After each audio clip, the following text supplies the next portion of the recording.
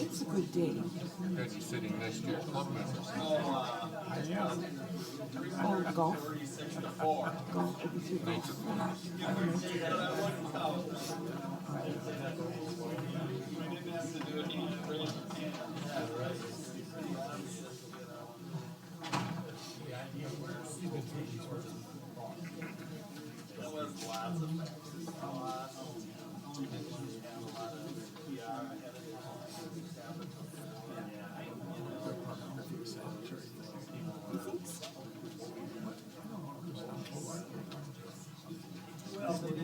It's on their favorite.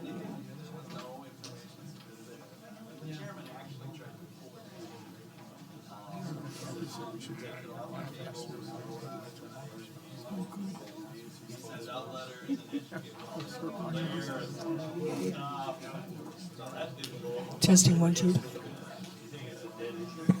Mic check. Mic check. Is it on?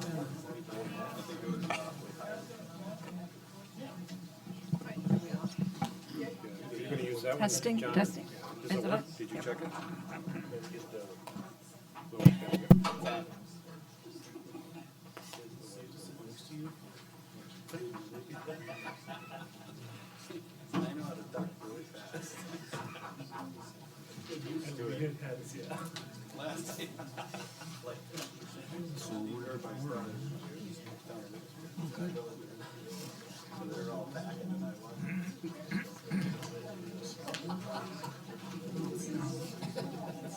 That would have been bad if one of us couldn't make it. Yikes. Ready to go? Yeah, Richard. Good evening. I will call the public hearing on the cooperative border agreement between Town of Vernon and the Town of Mukwonago to order with the Pledge of Allegiance, and please stay standing for a moment of silence. I pledge Allegiance to the flag of the United States of America and to the republic for which it stands, one nation, under God, indivisible, with liberty and justice for all.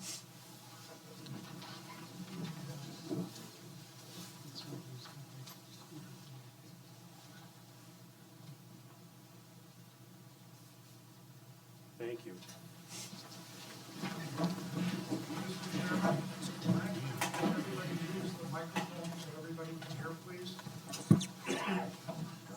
I believe they're working, so if I didn't get close enough, I apologize.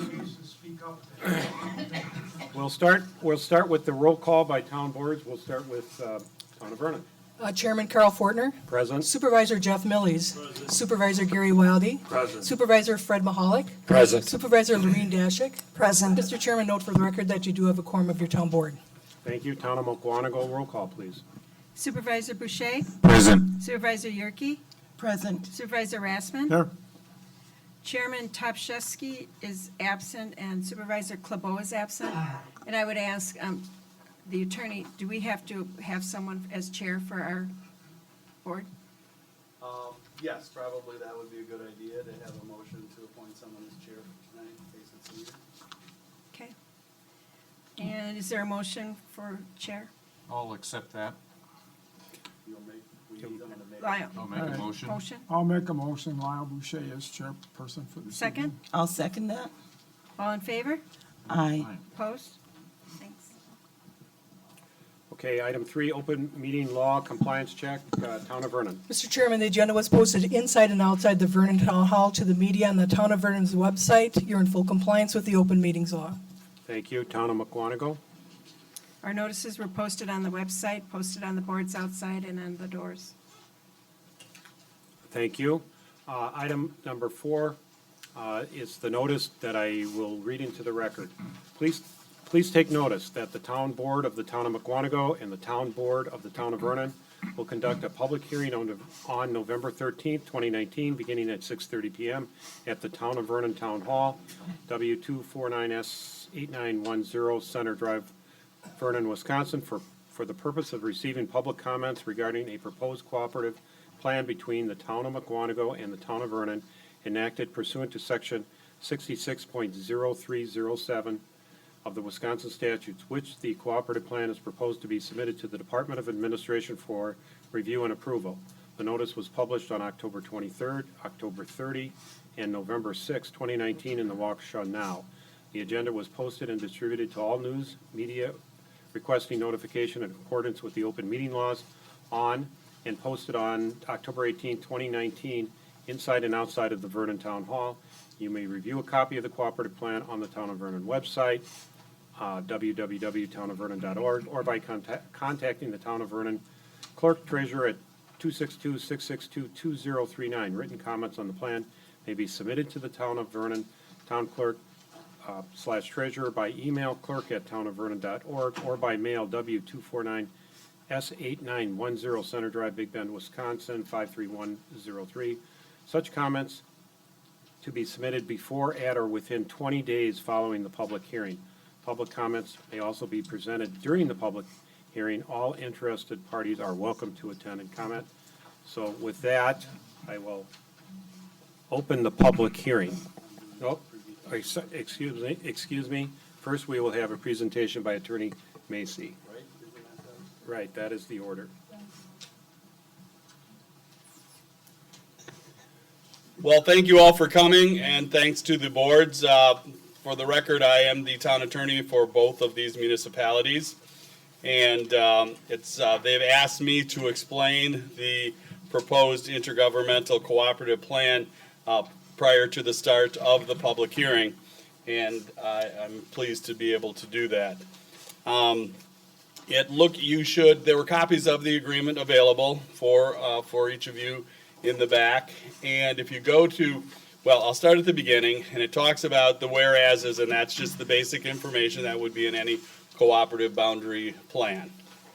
Then if you go to section 3, it sets forth the 3 purposes of the cooperative boundary plan. The plan is intended to achieve the general purposes as described in 660307 sub 3 sub B of the Wisconsin statute, which is to guide and accomplish a coordinated, adjusted, and harmonious development of the territory covered by the plan, consistent with each municipality's participating municipality's comprehensive plan. The parties have further identified the following specific purposes of this plan. A, to affix the boundary line between Vernon and Mukwonago. B, to assure orderly development by establishing a joint planning area set forth in Section 5, and to increase governmental efficiency through the sharing of services that have been provided separately by Vernon and Mukwonago, and to eliminate duplicative or unnecessary expenditures. Those are the 3 purposes of the cooperative boundary plan. The existing boundary is taken up first, and this, in short, all of this says the boundaries cannot change. Now, why is that important? That's between 2 towns. That's important because if either of these 2 municipalities at any time would be incorporated, then they would be able to take land from the other town.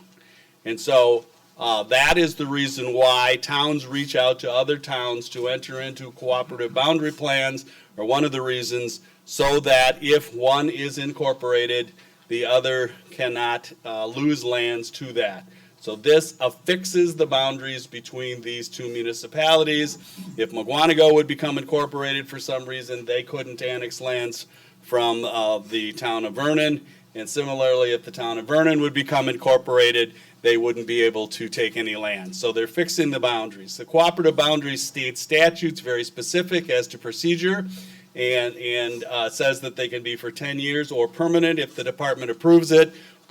This document is going to make a request to the department to make the agreement permanent. So consistency with the comprehensive plans is the next section, and that has to go into detail about why whatever we're doing in this plan is consistent. You need to have a comprehensive plan in order to do the cooperative boundary agreements, and so the department wants to make sure whatever you're agreeing to with your neighboring municipality, it is consistent with your comprehensive plans, and that's a significant part of the agreement. Then we go on to the joint planning. This document contemplates having a joint planning area on the boundary between the 2 municipalities, and an advisory body that would look to make sure that what the one community does not affect the other community on the other side. We want consistent development along the border so that we don't have one putting in manufacturing and the other residential, things like that. So the Joint Planning Committee is to have talk between the two municipalities as to what they're planning along that border. It's advisory only. It is not a binding body. You don't need permission of the body. It's really for communication in order to have good communication between the two municipalities. And that's what's detailed in that section. Then on the shared services concept, this is not new to either of these communities. Many of the communities that we represent are constantly looking at ways that they might be able to share services. I was at a community last night, a village, that said, couldn't we please talk to one of our neighboring communities to hire an assessor and have a shared assessor?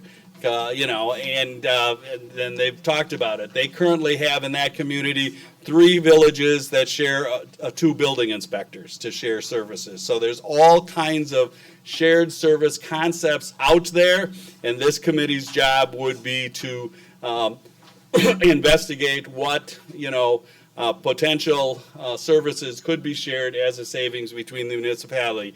Again, it's advisory. There's no requirement. There's no forced, anything that can be imposed upon one community against their will by the other community. It's again for communication between the municipalities in order to make sure that any possible savings of the taxpayers' money through shared services could be accomplished. Then we have some of what we would call standard boilerplate provisions, the dispute resolution, division of assets and liabilities is something that has to be noted. There is no adjustment contemplated. Nobody's paying anybody on this one. They're just, everybody, that's just a statement that's in the document. Again, I told you under Section 9, we're asking for in perpetuity, and then we have the general provisions, again, that you would find in any document, and then the attachments. So that, it's a very straightforward cooperative plan. The purpose of tonight's hearing is to bring to you this draft of the document. It's not necessarily the final document because we want your comments, and your comments have to be taken into consideration. As you all know, pursuant to the state law, they have to carefully analyze each of the comments that have been made. Now that's the first part of what I'm going to talk about. Many of you are probably wondering why. Why are we doing the cooperative boundary? You've stated the main reason is so that you have a good working relationship with your neighbors, and as you should know, Vernon's reached out to Waukesha and also to enter into a similar type of situation. And I'm going to hand out a document. It's going to take a few minutes, and while we're doing that, the clerk may have to run 10 more. So I ran 50 copies of this, and because many of you may not know this, that, you want to hand them out, pass them down? And we'd like to get them to as many of you as we can before I read to you a certain section of the document. Mr. Chairman, you have a question? We haven't even actually started the public hearing, but you have a question. Oh, wait, then. It was real simple. Okay, hopefully I'll cover it. We're trying to cover as much as we can by the presentation, and then when we get to the comments. It just was reference Mukwonago, you mean always the town. Always. Yes. Always the town. Waukesha, you mean the town of Waukesha, not the city. That's a great point. Thank you for that. Yes, we're negotiating. We're trying to enter into cooperative boundary agreements between towns at this point. Yes.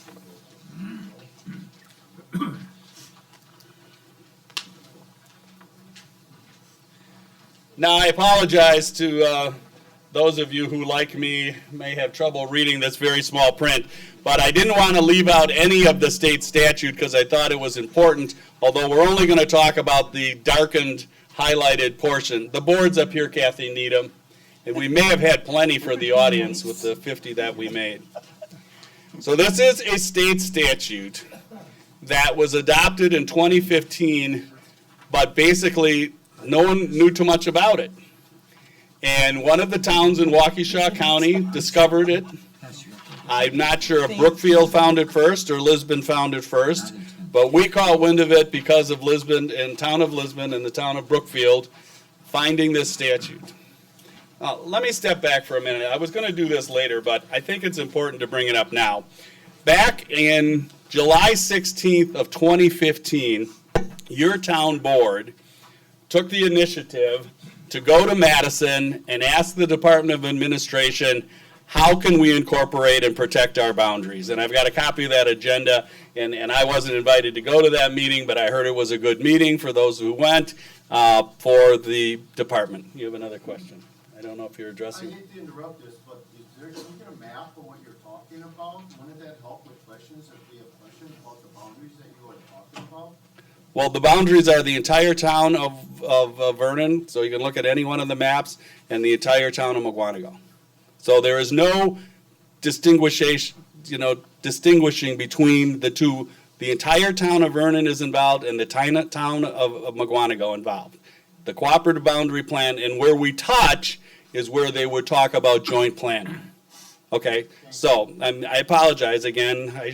There's certain basic things, and the chairman's been kind enough to let you, interject and ask those quick questions. Right, and we're fixing the border exactly where it is today.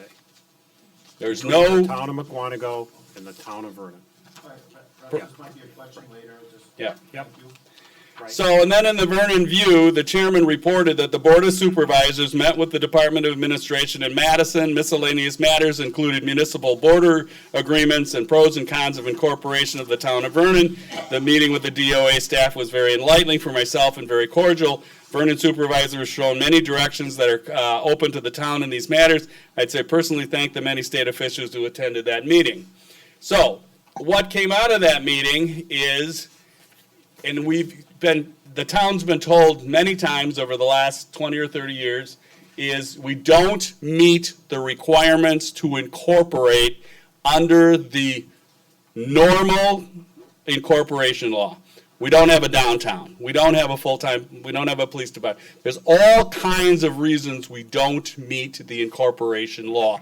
And the Towns Association has worked for years to come up with a new kind of town, ways for towns to protect their borders, since they can't incorporate most towns, and have not been very successful because the village and cities fight that, and they want towns, and I think we all know this, or you should know this, they want towns to be holding grounds for eventual annexation to the city or village. Now, we're a rural, we're more of an urban, what would consider Waukesha County, our urban towns, and they don't meet the mold that you see throughout the rest of the state of Wisconsin, where a lot of towns don't really object that much to being a holding. We're a developed community, not in full, but we have subdivisions, okay? There are towns that don't have a lot of subdivisions. They're agricultural, and at such time as those property owners want to annex, they often annex to the adjoining municipality for development. That's the old way it was done. That doesn't apply to Waukesha County. So, going back, they went to the state said, you probably are not going to be able to incorporate under the normal incorporation law because you don't meet the requirements.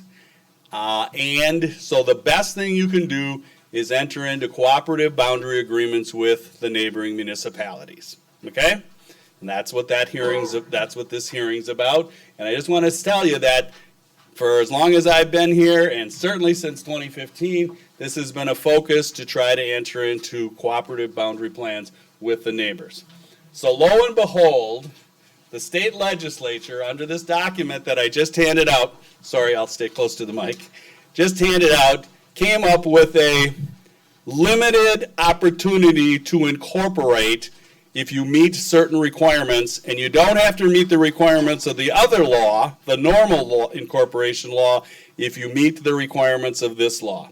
This law, we've researched it fully, was written for the town of Windsor. The town of Windsor immediately incorporated upon the adoption of this law. And the second point, number 2B, 1B, was done for the town of Maine. Now, there are not a whole lot of people who are going to meet no one's going to meet the requirements of the town of Maine because they're so specific. The village, the town had to be 40 square miles. Well, there are no towns in this area We were all 36 at one time, and that means you'd have to have all 36 still. But so the B is not the option available. So we're talking about A. Okay? One of the reasons your town board is reaching out to its neighboring municipalities to enter into cooperative boundary agreements is because A has given them this window of opportunity to incorporate under a different law. That law says the most recent federal decennial census shows that the resident population of the town exceeds 6,300. Check it off. Your clerk has certified that you meet that requirement. 2, the town is contiguous to a third-class city. We've checked it off. We're contiguous to the third-class city of New Berlin, correct? New Berlin and City of Muskego. And Okay. of course, this is for the town of Vernon. Unfortunately, town of Mukwonago is not, could not meet that particular requirement in this statute. But it's very important for the town of Mukwonago, for those of you here from Mukwonago, that they have this, because if the town of Vernon incorporates, they won't be annexing any land from the town of Mukwonago because of this cooperative boundary agreement. 3, the most recent data available from the Department of Revenue shows the equalized value of the town exceeds 600 million, and it does. And we've checked that one off, and we verified that with documents from the Department of Revenue that the town of Vernon meets that requirement. In one of the 5 years before the year in which the town board adopts the resolution, the town's equalized value increased more than 7% compared to the town's equalized value for the prior year. Again, it's been shown through the Department of, through the documents from your assessor that the town of Vernon meets that requirement. 5, the town board of the town is authorized to exercise village powers. We've gone back through the town records. We have found that we do meet exercise village powers. That's not a surprise to anybody. You've had village powers for many, many years authorized by the town electorate. So then 6, 7, and 8 are more why the reasons we're here tonight. The town has entered into and is bound by at least 2 separate cooperative boundary agreements under 660307 with at least 2 municipalities. So tonight we're going through the process of trying to enter into a cooperative boundary agreement with the town of Mukwonago in order to start to satisfy this. You've already had the hearing for Waukesha. Town of Waukesha. Town of Waukesha, so that agreement is in the process also. 7, the town has created at least 1 tax incremental financing district as authorized under 60.23 sub 32. There's very limited availability for a town to create a TIF district. And one of the requirements is under that is that you have sewer. I believe you check it out. There's others possible ones. The biggest TIF district probably for a town's ever created is in the town of Brookfield at Brookfield Commons. I mean, that's the law that started allowing TIF districts. So your town board is exploring, and there'll be a separate public hearing on the potentiality of the TIF district, and they're gathering the data of creating a TIF district in order to satisfy number 7. Okay, and we'll talk about that a little bit more. And the last one is number 8. The town has to establish at least 1 town sanitary district as required by the law. So if you want to incorporate, under this law, the town of Vernon wants to get this opportunity, a limited opportunity to incorporate and protect your boundaries. You have to do these 8 things.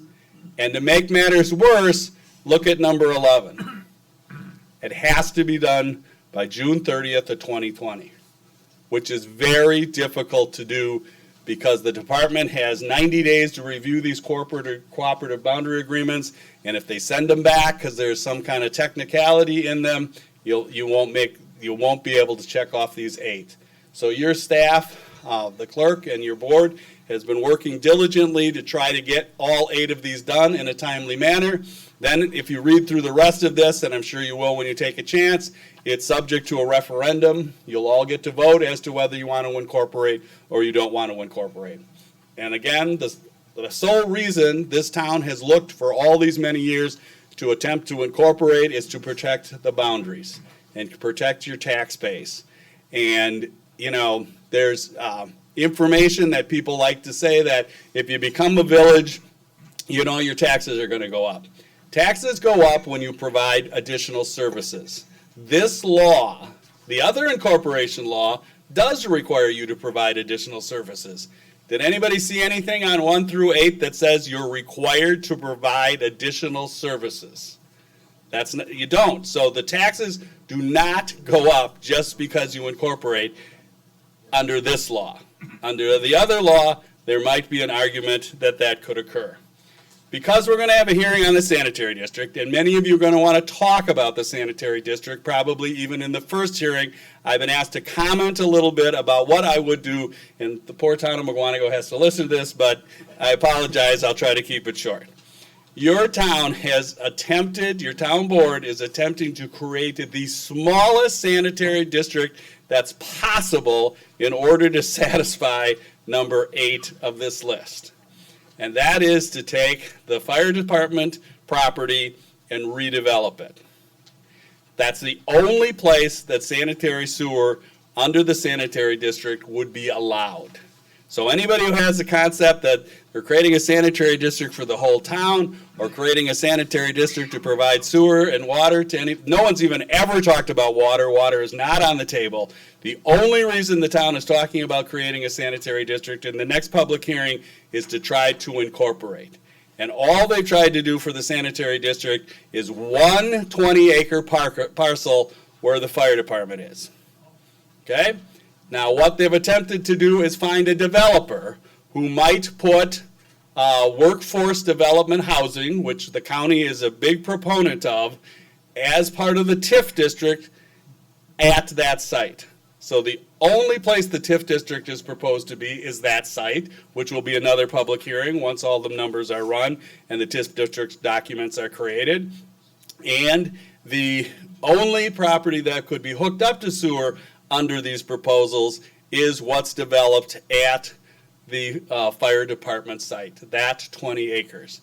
And that 20 acres, 7 of it approximately, is wetland that borders the current residential. So any development on that site has to be in the 13 acres where the building currently is.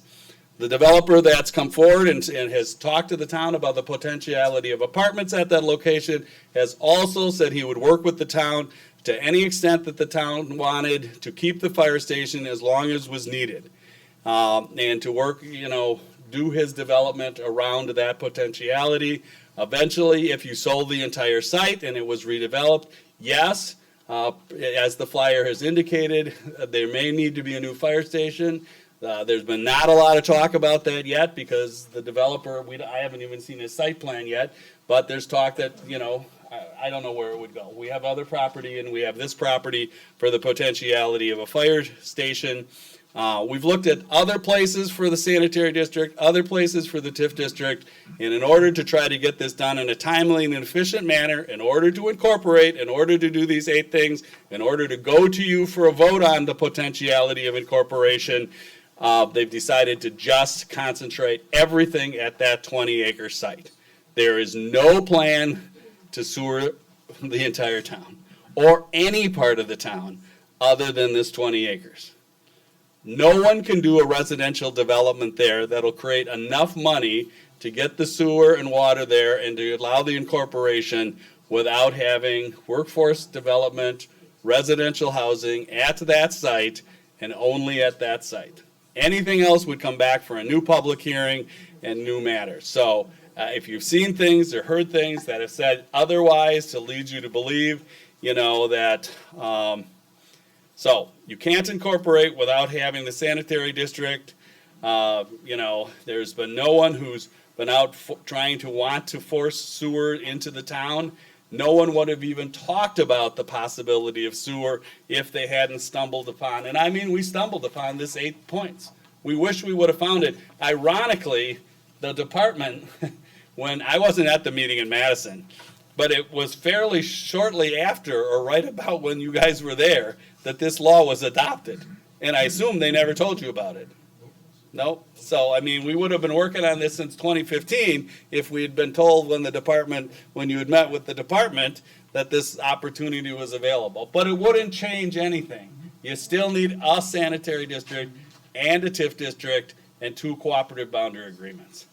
So, I think I've covered the history, I've covered the 8 steps, and unless the boards have any questions for me, I think it would be appropriate to, open the public hearing, Mr. Chairman.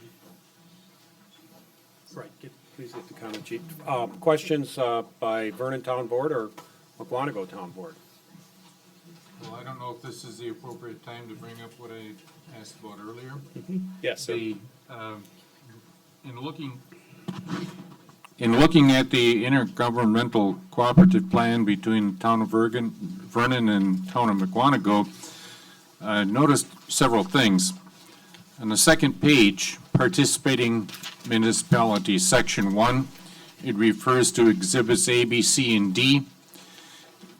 The language in that paragraph are not consistent with the actual exhibits.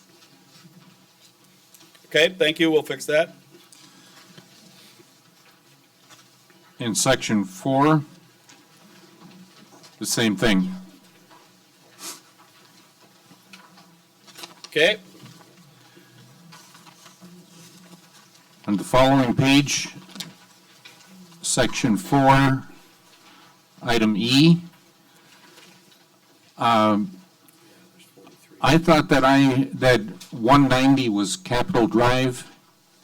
I don't know that the town of Vernon goes up that far.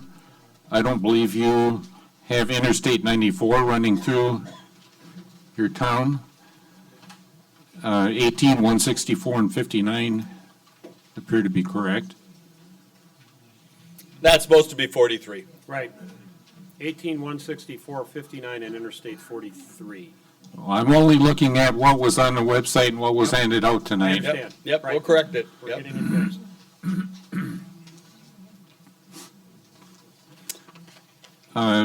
In section 5, consistency with comprehensive plans, those have to be reviewed every 10 years, and I don't know when we're due in the town of Mukwonago, but it must be coming up soon.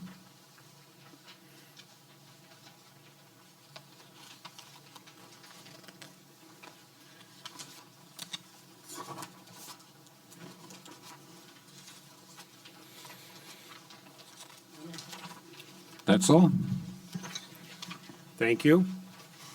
Other town board supervisors? And then we will open the public hearing. Okay, with that, we will open the public hearing. We did have a sign-in sheet for the public hearing. This is the public hearing for the Town of Mukwonago, Town of Vernon Cooperative Plan. As soon as this one's public hearing is closed, we will we'll go to the town sanitary, Vernon Town Sanitary District. So this public hearing is just on the cooperative plan. So no one signed up, but if you wish to make a comment, please come forward, state your name and address and your municipality.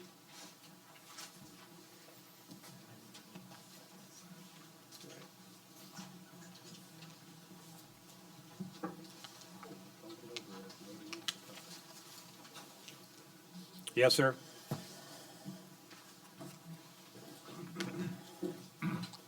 My name's Jim Pepper, South 66 West 25070 Skyline Avenue, Town of Vernon. And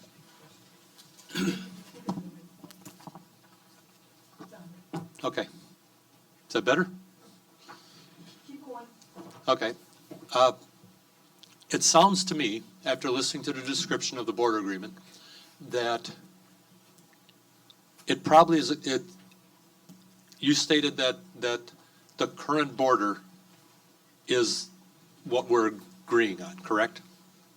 Not a variation of it? But the Correct. current border as it exists today. Okay. That being the case, I think it sounds like a good idea, regardless of the direction of the town or whether it incorporates or not. I think it's beneficial to both communities. That's just my take on it. It don't appear to be any negative cost impact on town of Vernon residents. And I don't know Mukwonago's situation, but I would assume it's similar to them. So I see no detriment to doing it. That's just, unless I'm missing something, and maybe the people behind me know something I don't, but that's how I see it. That's all I have to say. Thank you, Mr. Pepper. I noticed another person was, Mr. Yerke.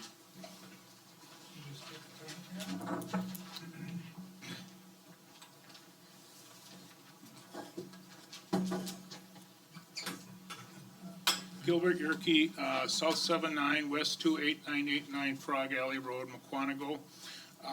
In general, I'm not against this at all, but what is contemplated, I also serve on the plan board, with our border agreement with the village. We have some areas that are surrounded by Vernon, and we've got a border agreement with the village of Mukwonago not to, well, it's a similar agreement to what we have with you, specifically behind Hidden Lakes, and I think there might still be some area down by the hospital. I'm not sure about if there's any of that's left. So what is contemplated with those agreements? The other the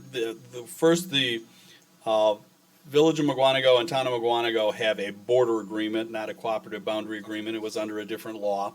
And those agreements are in place, and those agreements, are still honored. You still have to abide, the Town of Mukwonago still abides by those agreements as well as this agreement.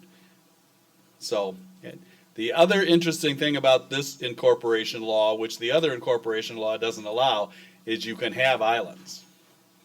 And it doesn't require you, in most incorporation process, the other incorporation process, in almost all, if not all instances, they would make you get rid of all the islands.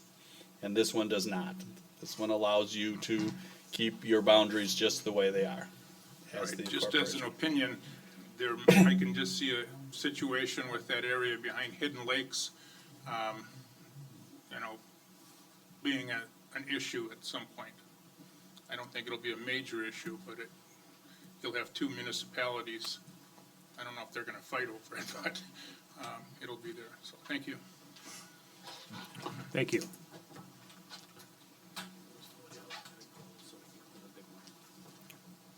Okay, last call for public comments. Yes, sir.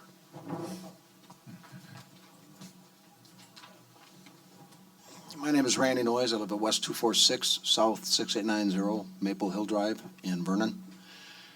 You said it is the developer's intent to leave the fire station where it is, but there are no guarantees. Is that correct?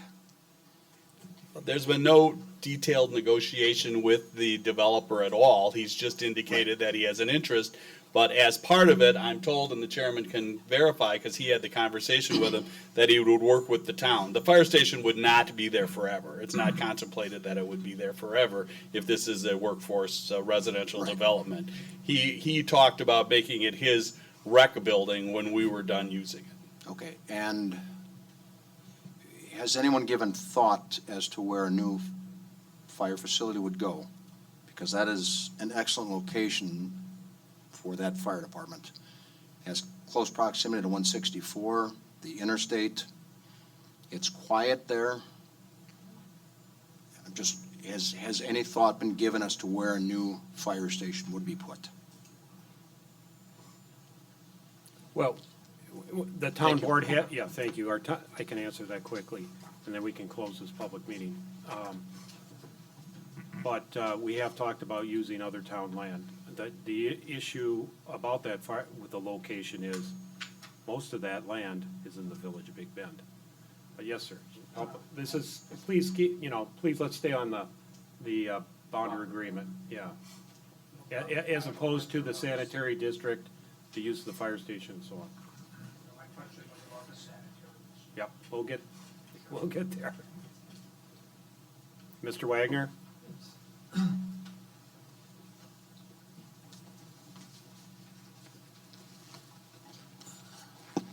Merle Wagner, West 265 South, 8000 Somerset Lane, Mukwonago, actually town of Vernon. Reading through the boundary agreement and looking at section 4A, 4B, and 4C, it says there will be no changes to the border. But when I read on further, under Section 8, it says Vernon and Mukwonago agree that no adjustment relating to division of assets and liabilities are required as a result of any future transfer of land under the terms of this plan. Well, there wouldn't be any because there can't be any change. I think it's kind of, shouldn't even be in there. That's a statutory requirement that we comment on that aspect. We can modify that wording if it's problematic, but that's probably following the state statute that says we have to reference that there is no money changing hands. So, and we could say, we could add the word because, no adjustment relating to Oh, division of Section assets 4. are required as a result because there is no future transfer of lands. Thank you.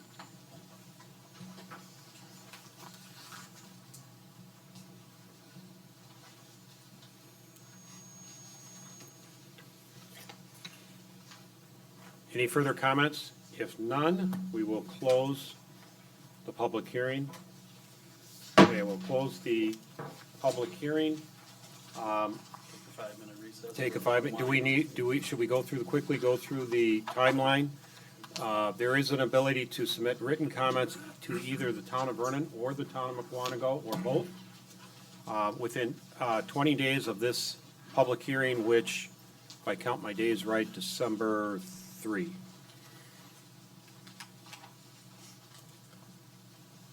And The whole statute. Right. I mean, many people here are very familiar with the statute and the time limits by which when it can be submitted, it can't be submitted to the state until specific times have been met and things like that. And we have a whole timeline, but the next step in the process is to see what, if any, other comments come in, and then review all of those comments, make the adjustments if needed to based on the comments that were made, and then see if we can get it into final form for adoption by the both of the town boards. And then it goes to the state, as you know. Okay. A motion to adjourn from Vernon Town Board. Is there a second? I'll second that motion. Any discussion? All in favor?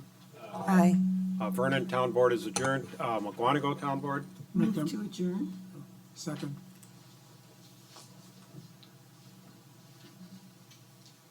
Lyle?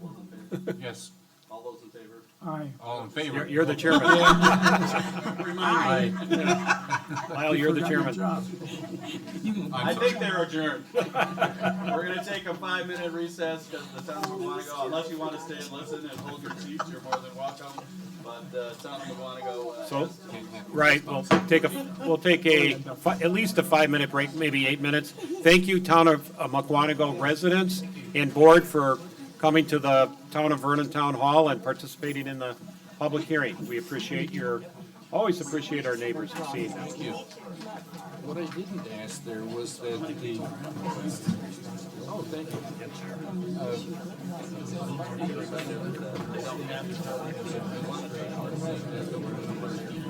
Yes, we have to sit together.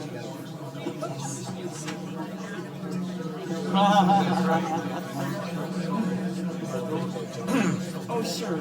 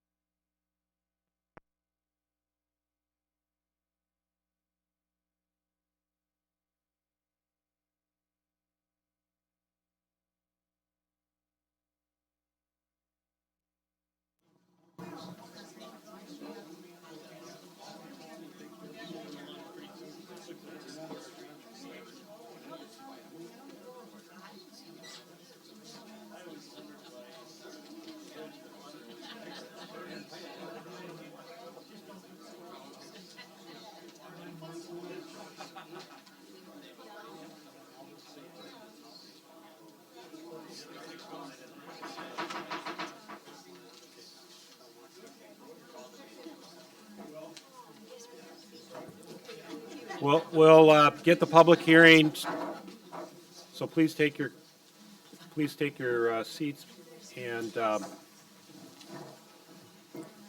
I will call the public hearing regarding the establishment of the Town of Vernon Sanitary District to order with the Pledge of Allegiance, or Lucky Day twice, and a moment of silence. Please stay standing. I pledge allegiance to the flag of the United States of America and to the republic for which it stands, one nation, under God, indivisible, with liberty and justice for all.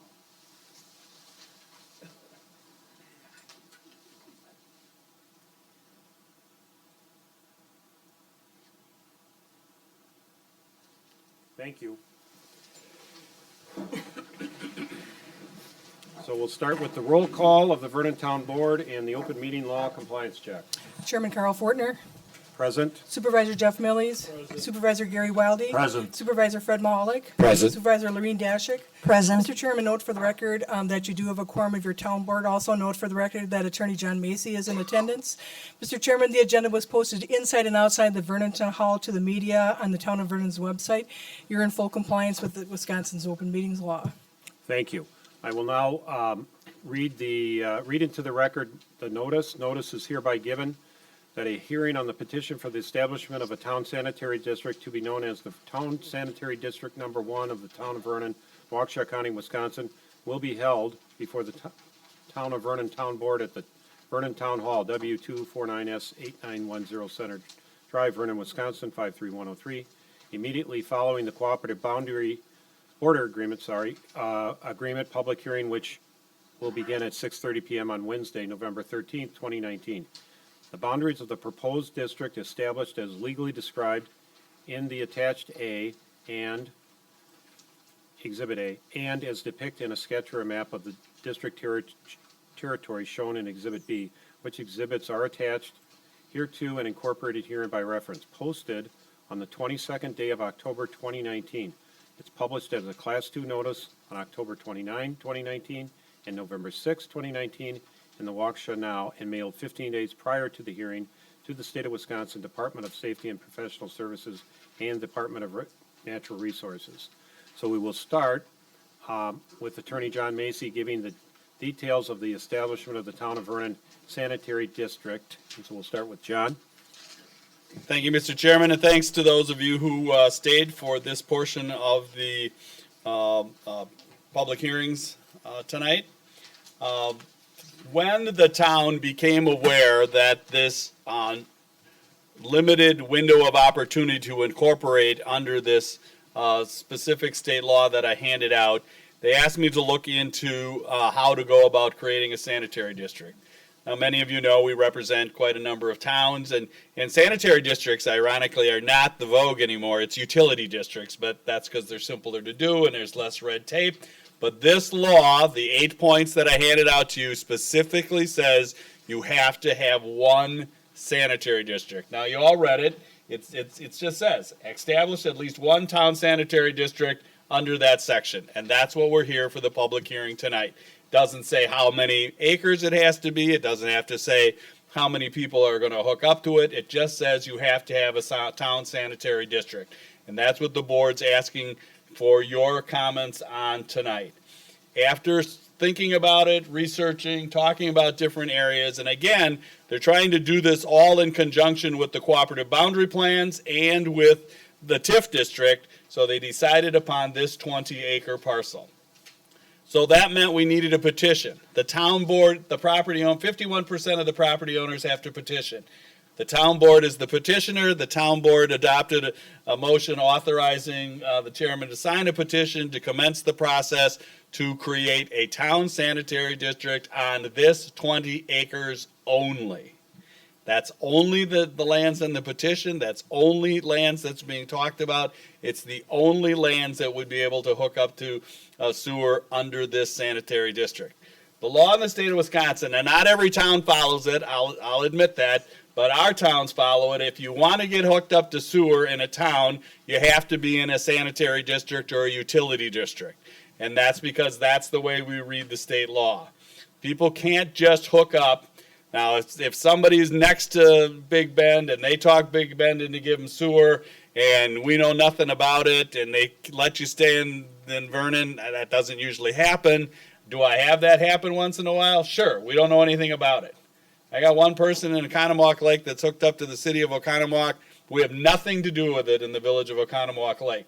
If they don't pay their bills, the city doesn't get paid. One of the reasons they create a sanitary district is because the sanitary district has the power to put it on the tax roll if the person doesn't pay the village for the sewer. That's the main reason you have a sanitary district. It's a procedural reason. But I want to assure you that under our reading of the state law, you cannot get sewer from Big Bend and hook up unless you're in a sanitary district, and you won't have a sanitary district unless you have a public hearing. And one of the questions in the back of your mind, or you might ask me, is can we amend the borders of the sanitary district? Yes, but not without notifying the people who are affected, holding a public hearing, and going through all kinds of red tape to amend the sanitary district. It is not easy to do. I have more people petition to get out of a sanitary district or a utility district than to petition to get in the sanitary district or not in a sanitary district. Again, it has to come from the citizens. 51% of the citizens would petition to come into the sanitary district. It's not something the town does all by itself. So I want to relieve anybody's concern if they think that, oh, they're going to create a sanitary district on this 20 acres and then they're going to start adding all kinds of subdivisions and things like that. That's not going to happen. They're creating a sanitary district in hopes to have a development under a TIF district so they can incorporate. Okay? I think I've said everything there needs to be said about the sanitary district, but at the break somebody asked if we'd say a little bit about the TIF district, and the chairman has a statement he was going to read about TIF districts, and then I'll expound upon that if needed, and then we'll open the public hearing. Right, just as for informational explanation, a TIF district is an acronym for a tax incremental finance district, and they're sometimes called TIDs, which is a tax incremental district, and it's those terms are used interchangeably. But what it is, a little more, there we go. What a TIF or tax incremental financing district does is it allows a municipality, like a town, to fund the infrastructure and other improvements by using the property tax revenue of the newly developed property within that district as opposed to general property tax revenue from all the taxpayers. So the cost then is imposed on the developers and the property owners inside this district and not on the general taxpayers.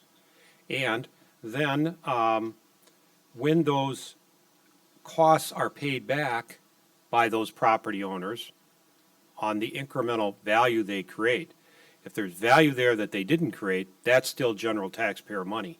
Once all those improvements are paid off, that TID is closed, it's done, it's shut down, and the taxpayer taxes from that district then go to the general funds of the town, the school district, and the county. So that's how it's supposed to work. The important part about it is the infrastructure, in this case it would be sewer, the hookup to the sewer, would be paid for by the people who benefit from it, that is the property owners inside that district, and not the general taxpayers. So there wouldn't be any costs imposed on the taxpayers. So in this case, the current value of the current assessed value of that property and the taxes being paid by that property is zero. It's municipal. We don't pay taxes on the fire station. So any increment any taxes that would be paid while the TIF district's in existence would be paid by the developer and would come in as TIF financing to be used to pay the expenses of the TIF and to benefit the town.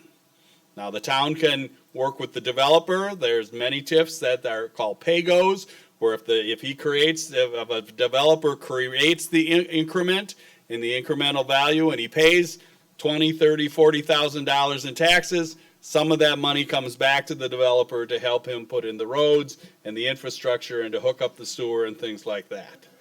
So that's how the TIF works. It's not general tax revenue.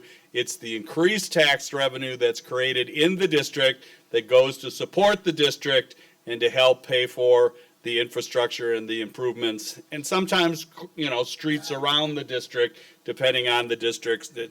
There's a plan that'll be put together if this proceeds, called the TIF plan. It'll talk about what kind of money is contemplated, what kind of development might occur, and what kind of projects, and all of that will be subject to a public hearing also. The Plan Commission, interestingly enough, holds that public hearing. I don't quite know why, but they do.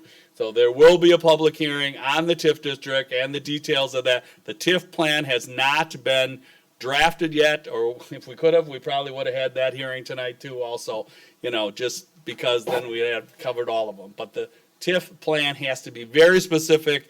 They've hired a company, Baird, to do it, and they're working on it as we speak to try to get the details. And once they're available, I'm sure in this municipality, they'll be posted like everything else gets posted.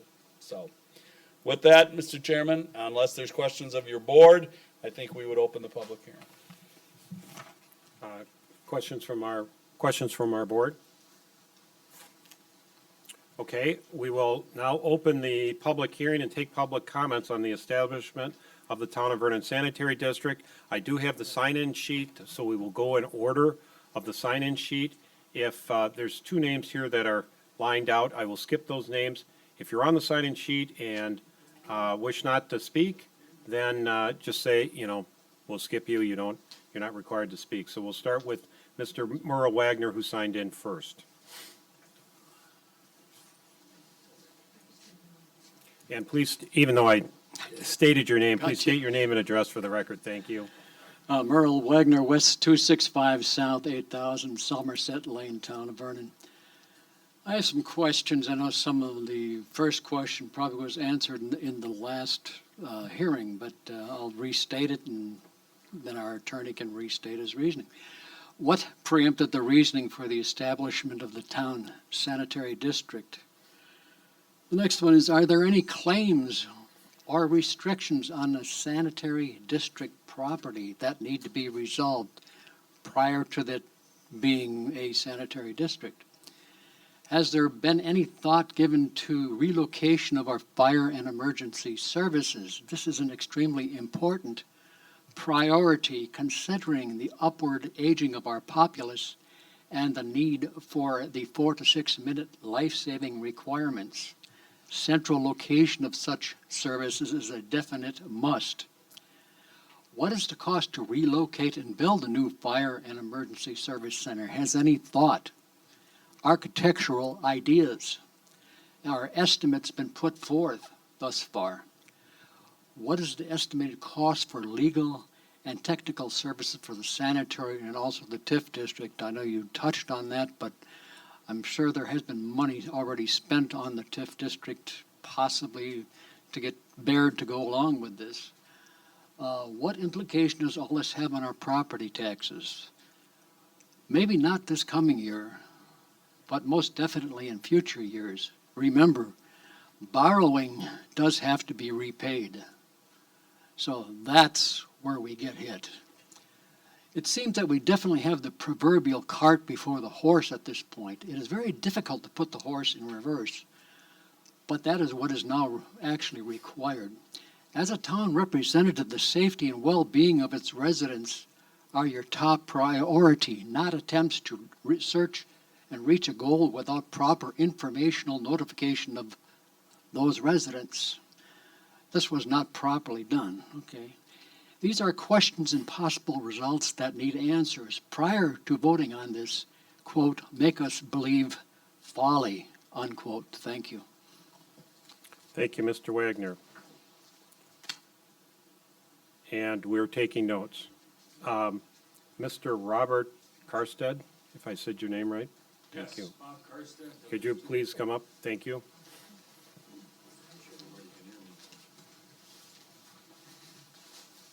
Hi, my name is Bob Karstead, W246S6420 Clearview Lane.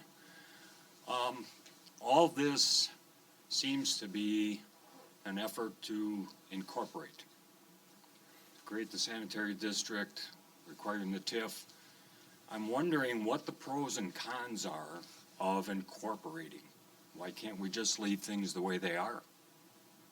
Is it to secure our borders? Is that something that we can handle in a legal way, off to the side, without requiring the sanitary district, the TIF, all in an effort to incorporate? I guess that's what I'm wondering, why this bum's rush to incorporate? Okay, thank you for writing down questions. Mr. Bob Smith? Longview Drive, if I said his name right. People are scribbling their names, I can't hardly read them. Okay, Mr. James Smith? Diane Drive? Mr. Gerald Hawley? Yes, sir.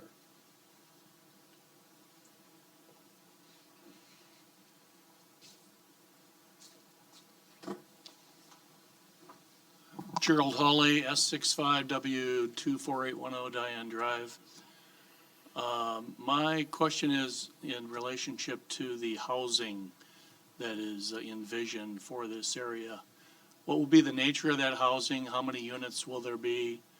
What kind of revenues are going to be generated from that housing? Where does that revenue go?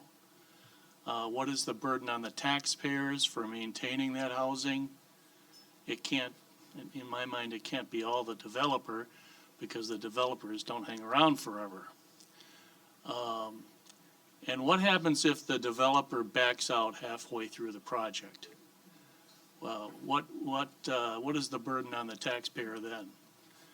What guarantees are there that the developer is not going to walk away from this if they decide that the incentives are not good enough for them? And with regards to incentives, are there any tax incentives being offered to the developer, or are any tax incentives envisioned for the developer in this project? Thank you.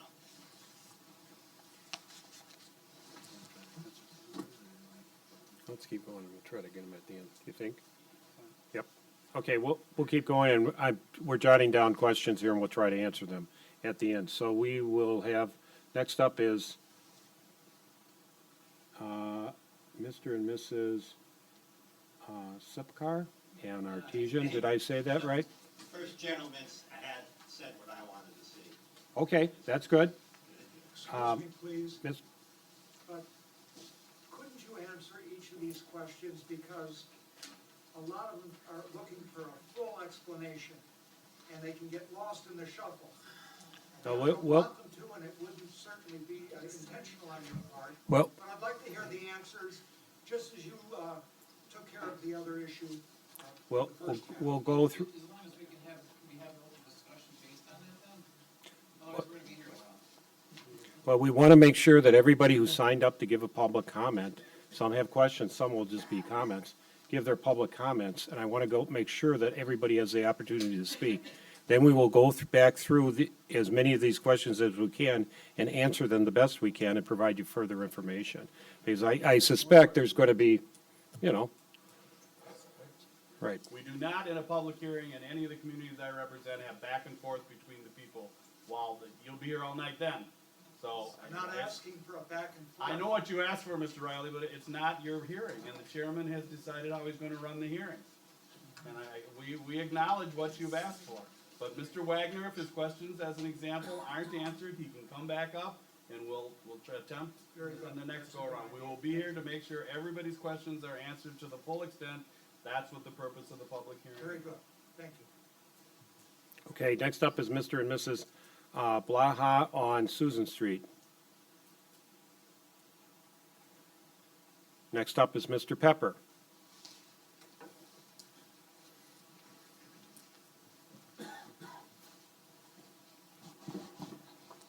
Again, I'm Jim Pepper, South 66, West 25070 Skyline Avenue, Town of Vernon.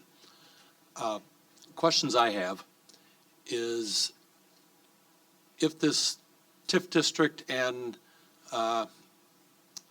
the sanitary district get put into play, who bears the cost of it? Who bears the cost of the new fire station or relocating the fire station? Or does it have to include the fire station? Who bears the cost of administering this sewage district going forward? Because a sewage district is not a one-year thing. There's a cost of building it, but then there's also a cost of running it and maintaining it and employees, et cetera. It doesn't operate by itself. So how does that impact our taxes that we pay, tax base of the town? The tax base of the town, assuming that this development gets built, maybe goes up a little bit, but what is the payback of that? You know, if the costs go up, and I'm just grabbing numbers out of the air, if the costs go up $100,000, but the revenue from it is $10,000, that's not a good return. So has the costs and the return, has anybody done the math, I guess, is my real question. What does it really cost, and what is the real impact on our town? As far as, is it really worth it? Okay, thank you. Mr. and Mrs. Birchbond on Longview Drive. Mr. Bill Stock on Rustic View. Mr. Jeff. Yep. Vernon Hills. Jeff Jewett, West 235, South 7675, Vernon Hills Drive. As you may, be blunt, people may not the way like I say this, but a tariff district is only low-income housing. I don't know why you're not just saying that right out. Have you checked with New Berlin on how much trouble they had and what they did over there on National Avenue, where it didn't work out for them? That so-called, condominiums and everything they were building there. It got so bad with the people that were moving in that they couldn't even sell them. So where is this tax money going to come that's supposed to support that system? And the fire protection for calls there and police department also went up. These are all going to be additional costs to us. I see no reason for it. This is my opinion. Thank you. Ms. Kathy Skasny and Vernon Hills Drive. Mr. I can't read this last name, but S75W23, I think that might be an 805 Vernon Hills Drive.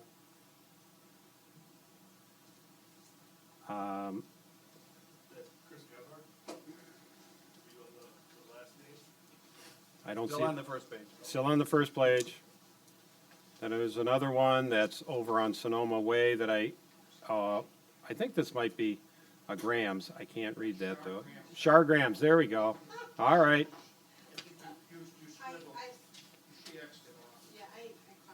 Okay, that's fine.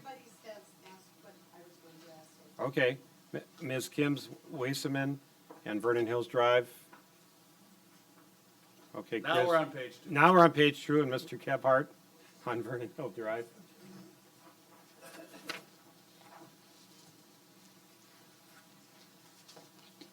Chris Gebhardt, W235 South 7590, Vernon Hills Drive. One question I haven't heard yet is, what sewer system are you planning on hooking into? Big Bend, Waukesha, or are you planning on putting your own treatment area there? Good question. The other question I have is, I understand the TIF district will repay itself, but the town of Vernon does have to front the money for the development. So would that be a loan, or do we have that money?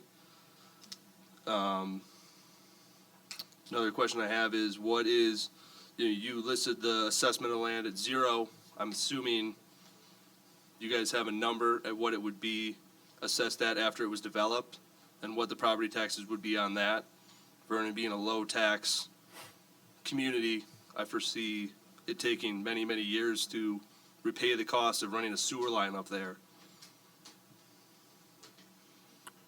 Has there been any other interest in any other development other than the workforce development housing? That's all I have now until you start answering some of the other questions. Thank you. Thank you, sir. We're on page 3. Page 2 has only had one name. Mr. Riley.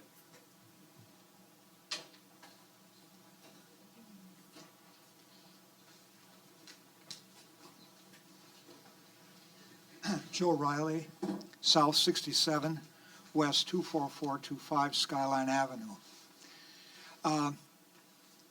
In late spring or early summer, you had a staff meeting that I attended, and in a conversation about incorporation,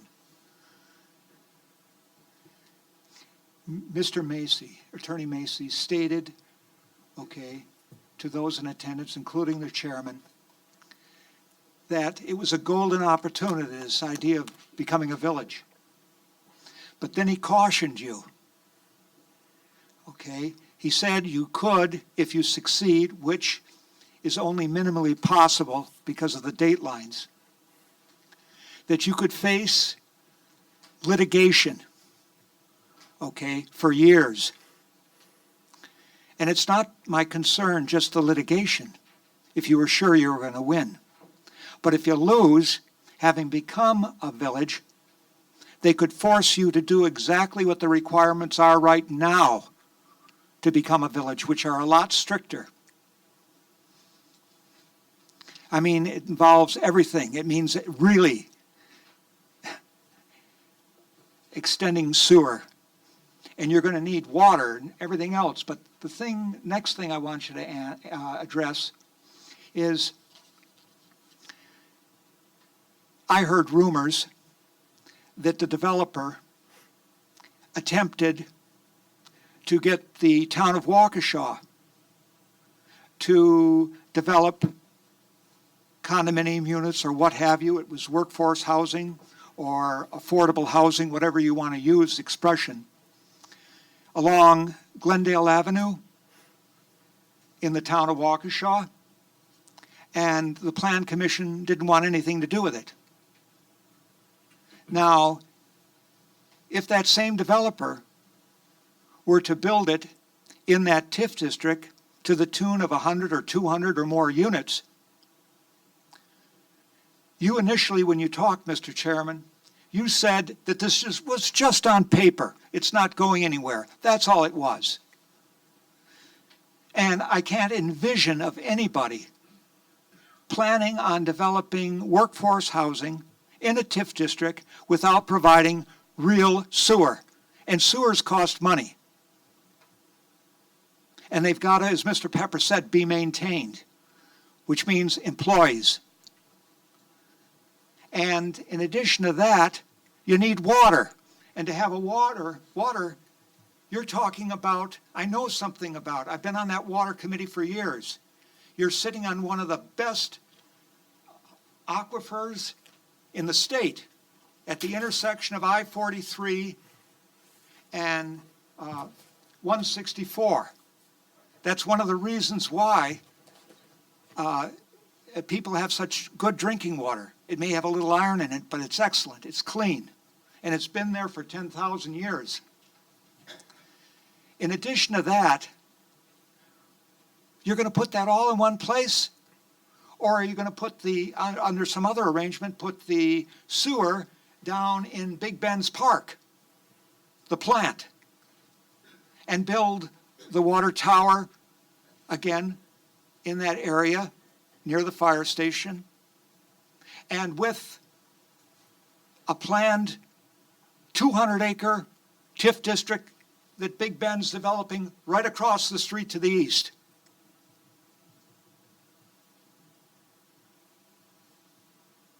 This may not be the promised land you've tried to envision. It's got all sorts of snares. Anybody can promise you anything. What's this going to lead to?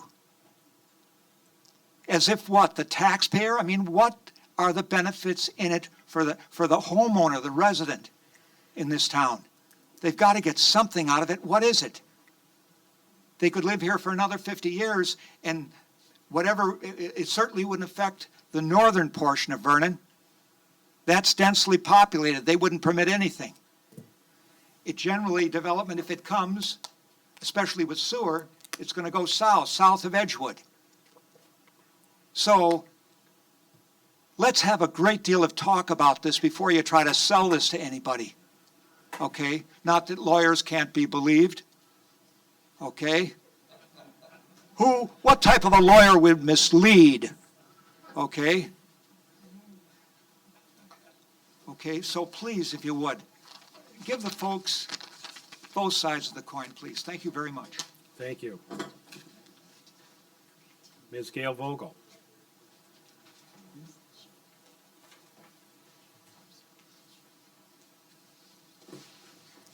Gail Vogel, W235 South 7700 Vernon Hills Drive.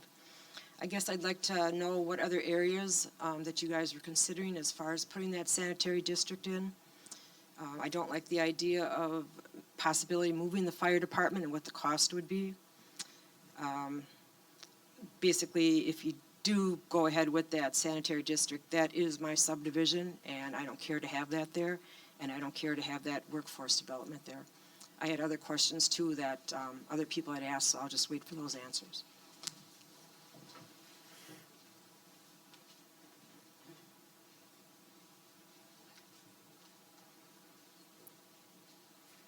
Mr. Bill Craig.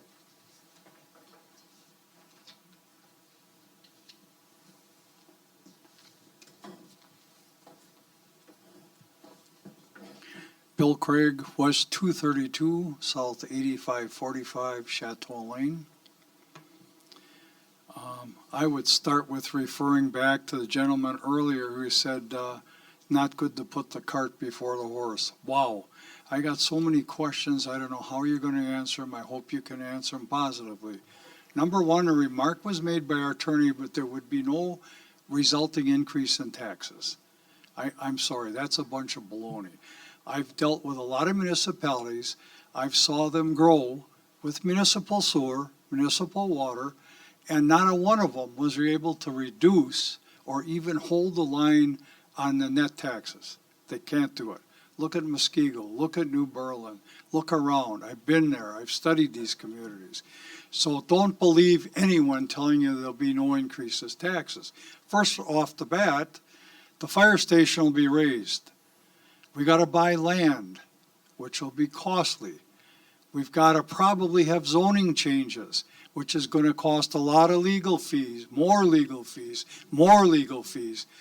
This is benefiting attorneys and some people in the town who've got a real problem telling the total truth.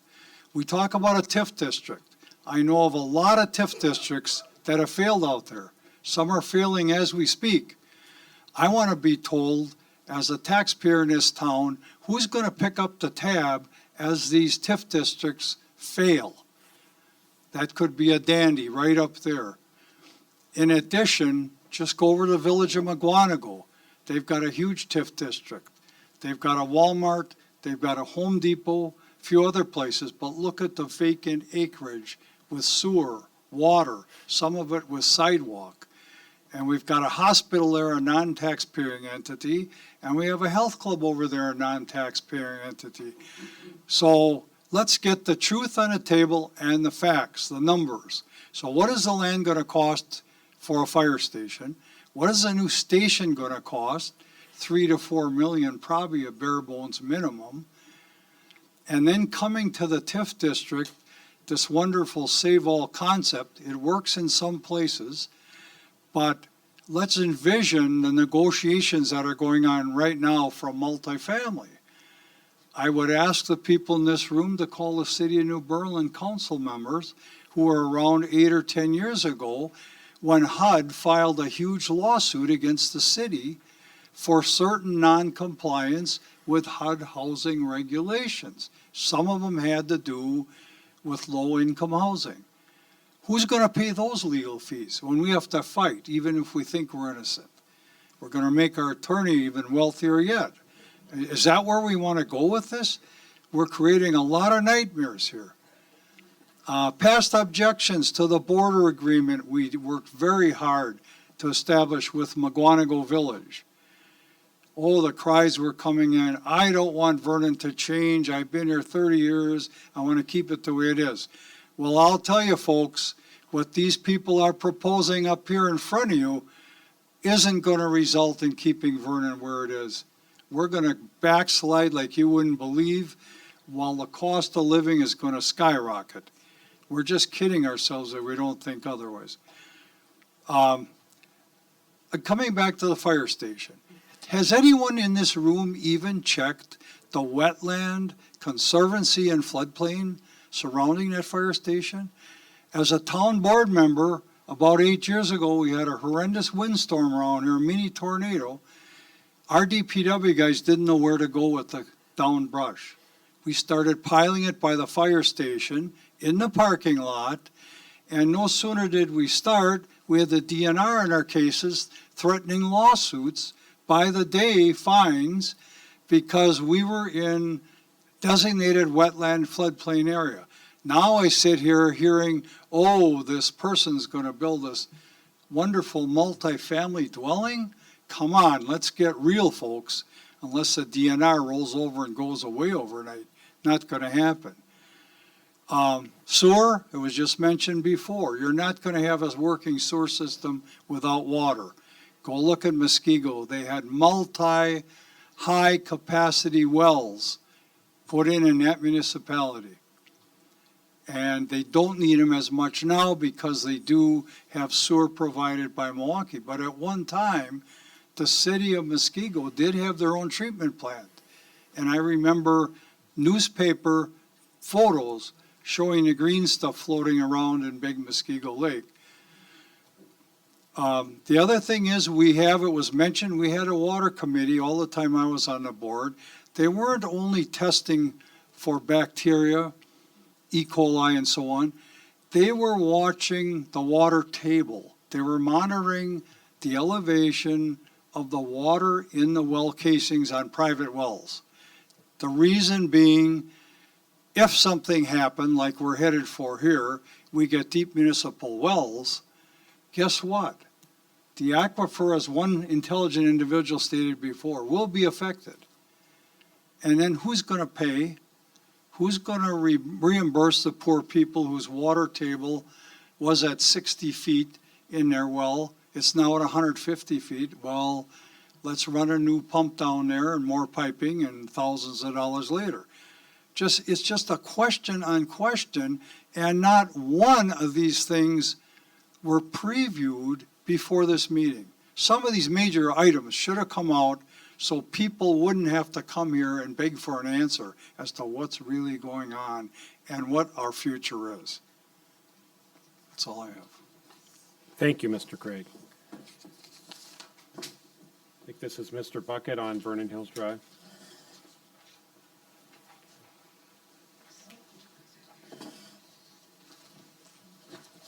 Damon Bucket, West 235, South 7670, Vernon Hills Drive.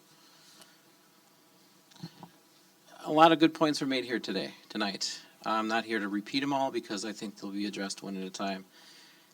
I have a problem with the transparency of how this has come about.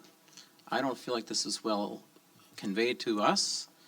I don't know that the answers we're getting here today are clear. We'll find out. The bigger question I have is, what is the urgency to incorporate? I don't understand that point. Protecting the boundary does not really help me understand that. The reason to protect a boundary is to protect a way of life. What are we protecting a way of life from? What's going to come in that is going to make that a problem? I think that needs to be addressed. What is the consequence of not incorporating now? Last, what exactly is the vision for Vernon 5 years from now? I feel like we went through this about a year ago with, I believe it was Cooperative with Big Bend. There was a real sense of urgency to ramrod that through. That got shot down, the developer went away. I'm feeling the same thing, I'm getting the same feeling in my bones about this with what we're talking about tonight. I would like to know, what is the urgency now? Why does this have to be now? Why wouldn't this wait a year, 5 years? What's the consequence of that? Thank you.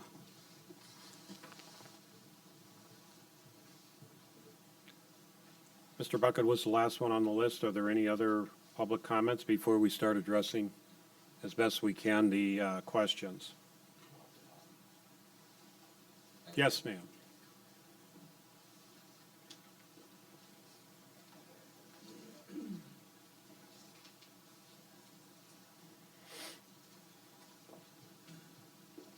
Very, very short.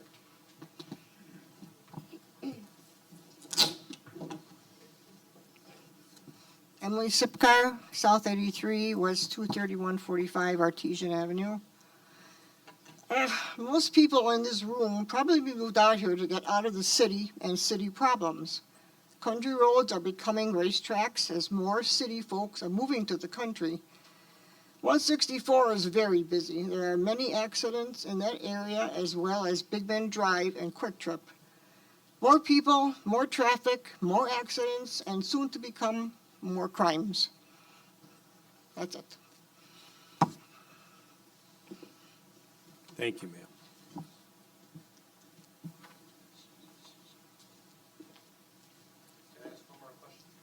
Mr. Pepper, yes.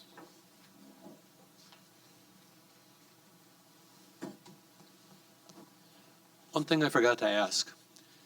Any sewage district, it's been brought up several times, needs water to function. Well, it needs a place to dump that water as well. It's got to go somewhere. And there's no, on that particular location that you're investigating, there's no lake or river close by. So what's the plan for the discharge of the sewage district? Where does the discharge go? If you don't have a plan, well, shame on you, because you don't know what the hell you're doing. You can't propose this without having a plan. You know, you don't go into this half-baked. So where does it go? All night long, everybody's been very polite, so let's please keep it that way. And I think everyone should be congratulated. Yes, it's been a very civil, somebody's raising their hand. One more, well, we'll have as many as we need to. There will be no one more. Rob Preuss, West 246, South 6385, Clearview Lane, Vernon, Wisconsin.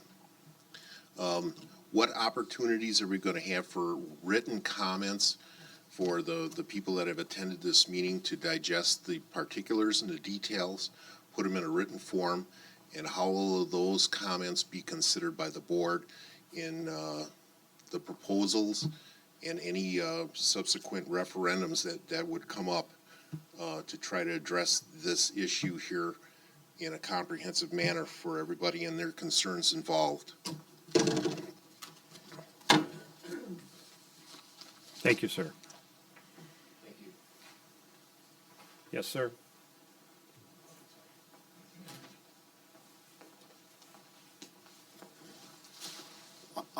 Jeff Jayowitz, West 235, South 7675 Vernon Hills Drive.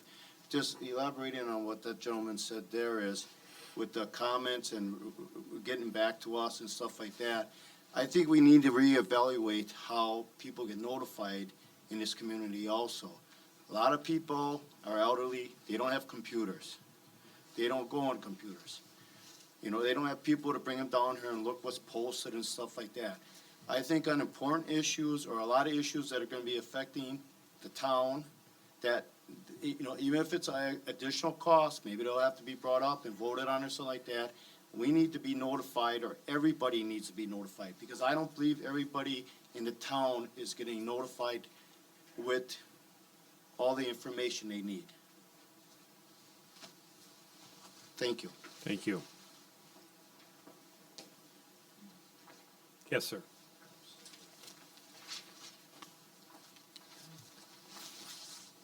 Andrew Sima, West 234, South 6830, Millbrook Circle, Town of Vernon. I'd be interested to know what the minimum requirements we could have to skate by with these districts would be.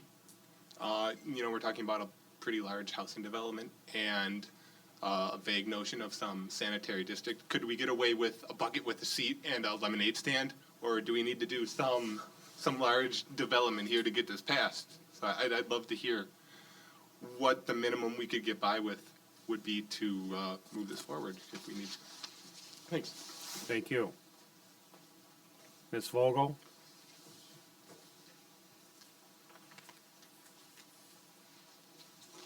W235 South 7700 Vernon Hills Drive. Quick question, something was mentioned before on that state statute thing with the requirements or whatever, and something was said as far as a referendum, so this will go for referendum as far as being incorporated or going through with the sanitary district and whatever else? Thank you.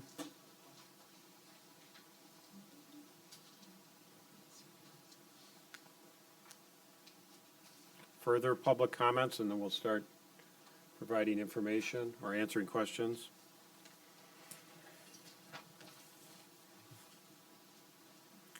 Okay, I've been scribbling like crazy, and I'm not intending to monopolize the conversation or the discussion at the board level. To provide additional information, the attorney, some of these questions are probably best answered by the attorney, but perhaps we could answer a lot of them, maybe with a couple of general statements. Right, that's what I was First, thinking. is that what you're going to do? Or? Right, but go Well, ahead. the first one is the sewer district and where the sanitary is coming from. Yeah, I apologize for not making it clear. The concept is that Big Bend is putting in a sewer plant at some point. They've already put the line in, and it's anticipated. It's only anticipated that we would be buying a service from Big Bend. So, no, let me answer the question. They haven't got the money, they're $5+ million in debt. They couldn't get a loan? They asked a question, Please keep it of simple. whether You we're don't gonna do shout. our own sewer plant, get it from Waukesha, or get it from Big Bend. The plan is that if anybody in this room believes that Big Bend is not in some manner or form going to someday put in a sewer plant to develop all of the land that they'd already annexed away from the town of Vernon, I can't believe you think they're not going to figure out a way at some point to put in that sewer plant as planned. And all that's contemplated is that if at such time that sewer is coming up there anyway and that plant's going to be built, these lands you would benefit by being an incorporated municipality instead of all the land going to Big Bend. That's what's being contemplated. Just so you know, no one's talking about the town of Vernon building a sewer plant. No one's talking about the town of Vernon putting in water. I don't care what the flyer said. I don't care what rumors might be out there. All they're talking about is trying to benefit from a very small window of opportunity to protect the borders from future annexations, mainly from Big Bend, but it could be from other bordering municipalities. And so the answer to the sewer plant is that. Now, if you want to believe it's never going to happen, that's fine. Then the development may never be able to happen, and no monies will be spent on the sewer district, on the sanitary district, or the TIF district. It all contemplates that that's where the plant will be someday, and that's where the sewage and water would go from this site to that location. There's no water tower, there's no municipal water system, and there's no town of Vernon sewer plant. You probably wouldn't even get approval from Sewer PAC to do another one if Big Bend's already gotten their approval. So that's a whole general group of questions that were asked, and I don't know what people think a sanitary district does. A sanitary district contracts with Big Bend to supply the sanitary to this 20-acre site. They don't build a building, they don't build a water tower, they don't have any employees. they get a bill from Big Bend and they make sure the people on the 20 acres pay that bill. I've got all kinds of sanitary districts who have no employees, no building, no costs, and the costs are paid by the people who are on this 20-acre site. That's why it's limited to this site. So I don't know where anybody would have gotten the concept, and you can come out to the Village of Summit created 4 utility districts, or sanitary districts and now utility districts before they became a village. They still exist. All the costs are incurred. They actually have sewers and that they maintain and that they take care of. But it's not contemplated necessarily that the town is going to own any of the lines, that they'd all be owned by Big Bend. The only thing would be the lines in the 20-acre property that would be maintained and controlled by the 20-acre property. They would be privately owned septic systems, or sewer lines to the main street. There's no contemplation generally of a municipal sewer system at all. That's exactly what we've discussed at the town board level, that's exactly what it would do. The town of Waterford, for example, has sanitary sewer districts that they just buy the service, and that's what this would do. Just buy the service. It's a limited parcel of property, one parcel. And remember, we're trying to secure our borders. People mention taxes. If our tax base is annexed away, our taxes are going up. This is a way to secure our borders. Big Bend will find a way to build that plant at some point. Well, the second major issue is They have all of that property that they annexed from us, and it's all in their TIF districts up there. Well, the second big issue that they talked about is why now or why incorporation? And you've already stated it. All the prior boards have worked to try to protect your borders. Some of those people are here tonight. And it's ironic to me to hear them saying we shouldn't be trying to protect the borders when that's what they've done all these years, is tried to protect the borders. You can protect the borders in one of 2 ways: incorporation, which is the main way, or cooperative boundary agreements. Well, I'm going to tell you, there are municipalities that border you who are not going to give you a cooperative boundary agreement because they want to annex you away. They want to take the town of Vernon land so they can increase their tax base and reduce your tax base. Now, one of the questions was asked when I said taxes do not go up just because you incorporate. I didn't say taxes don't go up. I said taxes don't necessarily have to go up if you incorporate unless you increase services. And so that's my statement, and I stick by that statement, that we have communities that the taxes didn't go up. I think you can check with Richfield. I don't want to speak for them, but I don't know how much, if any, their taxes went up when they incorporated. But they didn't, they don't, well, regardless.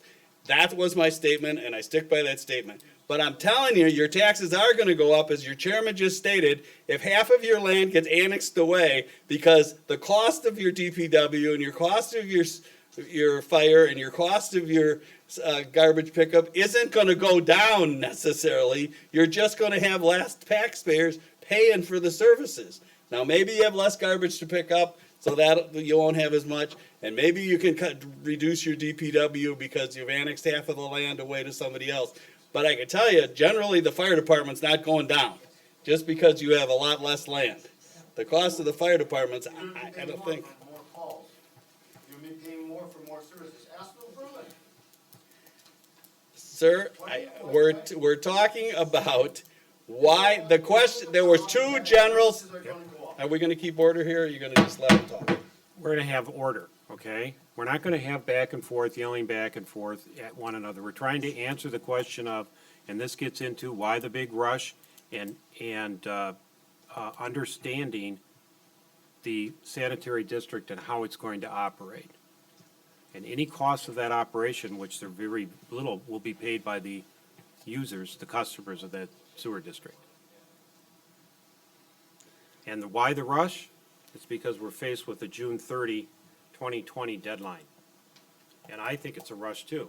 I don't like to be in this particular situation where any governmental entity, that, especially one that I'm chairman of, is trying to rush through anything. But the window is closing, and we're trying to get to a referendum vote, and you will have a vote on it. There's no vote on the sanitary district, and there's no vote on the TIF, but there's a vote on the incorporation. So you want to start the specific questions now? Yep, we can start the specific questions. So number one, as far as that's, the plan is to buy it from Big Bend if and No, when the it first gets ever. question is why have a Yeah. sanitary district? And it's already, Mr. Yeah. Wagner already says, I know the answer, but I want to ask my question. It's because it's one of the 8 points that's needed in order to incorporate. You need to have a sanitary district. One of the later questions said, how small can you make your sanitary district? I think one parcel of 20 acres is about as small as you can create a sanitary district. And, you know, a TIF district, there's a but-for rule on a TIF district. You will not get the TIF district approved unless but for the projects, you need the TIF district. So you cannot have a de minimis TIF district because it has to be voted on by there's a TIF board that approves the TIF plan, and the TIF board is made up of 2 town residents, the county representative, the school district representative, VOTEC representative, and there's 5 members of the TIF board. And they have to vote for it, and when they look at the TIF plan, it has to be a solid TIF plan. And if it's not a solid TIF plan, it won't be approved. And so that's why you can't have, I believe the reference was to bucket, and, you know, you have to have a real plan and a real project that really needs TIF money or it won't be approved. So that's the answer to tying some of those together.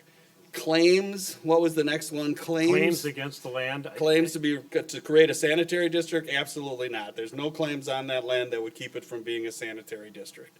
Now, if the question related to are there any deed restrictions on the fire station land by the state of Wisconsin, there are. And we are working with the state of Wisconsin to clear those restrictions. I got a quick question. You gonna do this? Then we're gonna be back Well, and forth all can we- night long. Can we go through our list of questions? This pertains to that prior question. He might address it when they finish going through the list. All right. The Okay. next one I'd written down, and I'll say them and you can answer them. Any thoughts on relocation of the fire department or any costs for the relocation of the fire department? Yes, we did discuss it. We would look at existing land owned by the town, number one. Number two, as far as the cost, we're not gonna give this land away where the fire station is. We'd sell it. Those proceeds would go to build a new fire station. Have we planned that new fire station and gotten cost estimates? No. We're still preliminarily in this process of getting these sanitary districts established and TIF created. Again, is that the preferred method? Absolutely not. Absolutely not.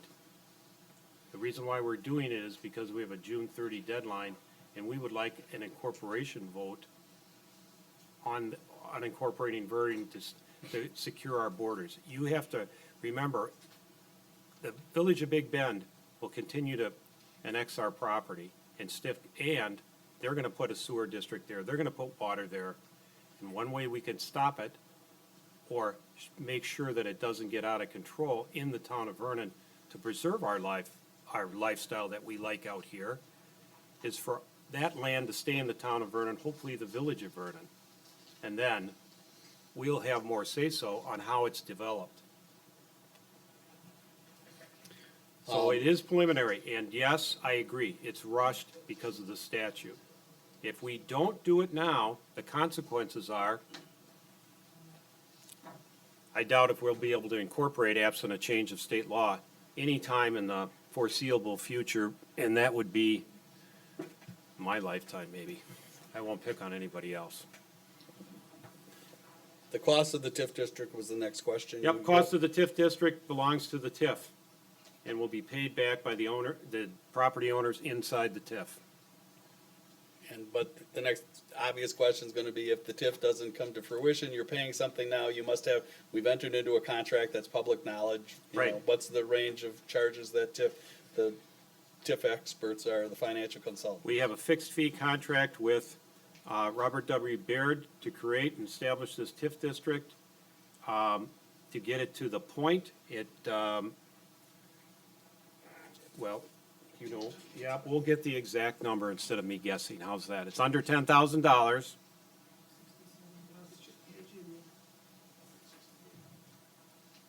$68.95, something, but I don't wanna.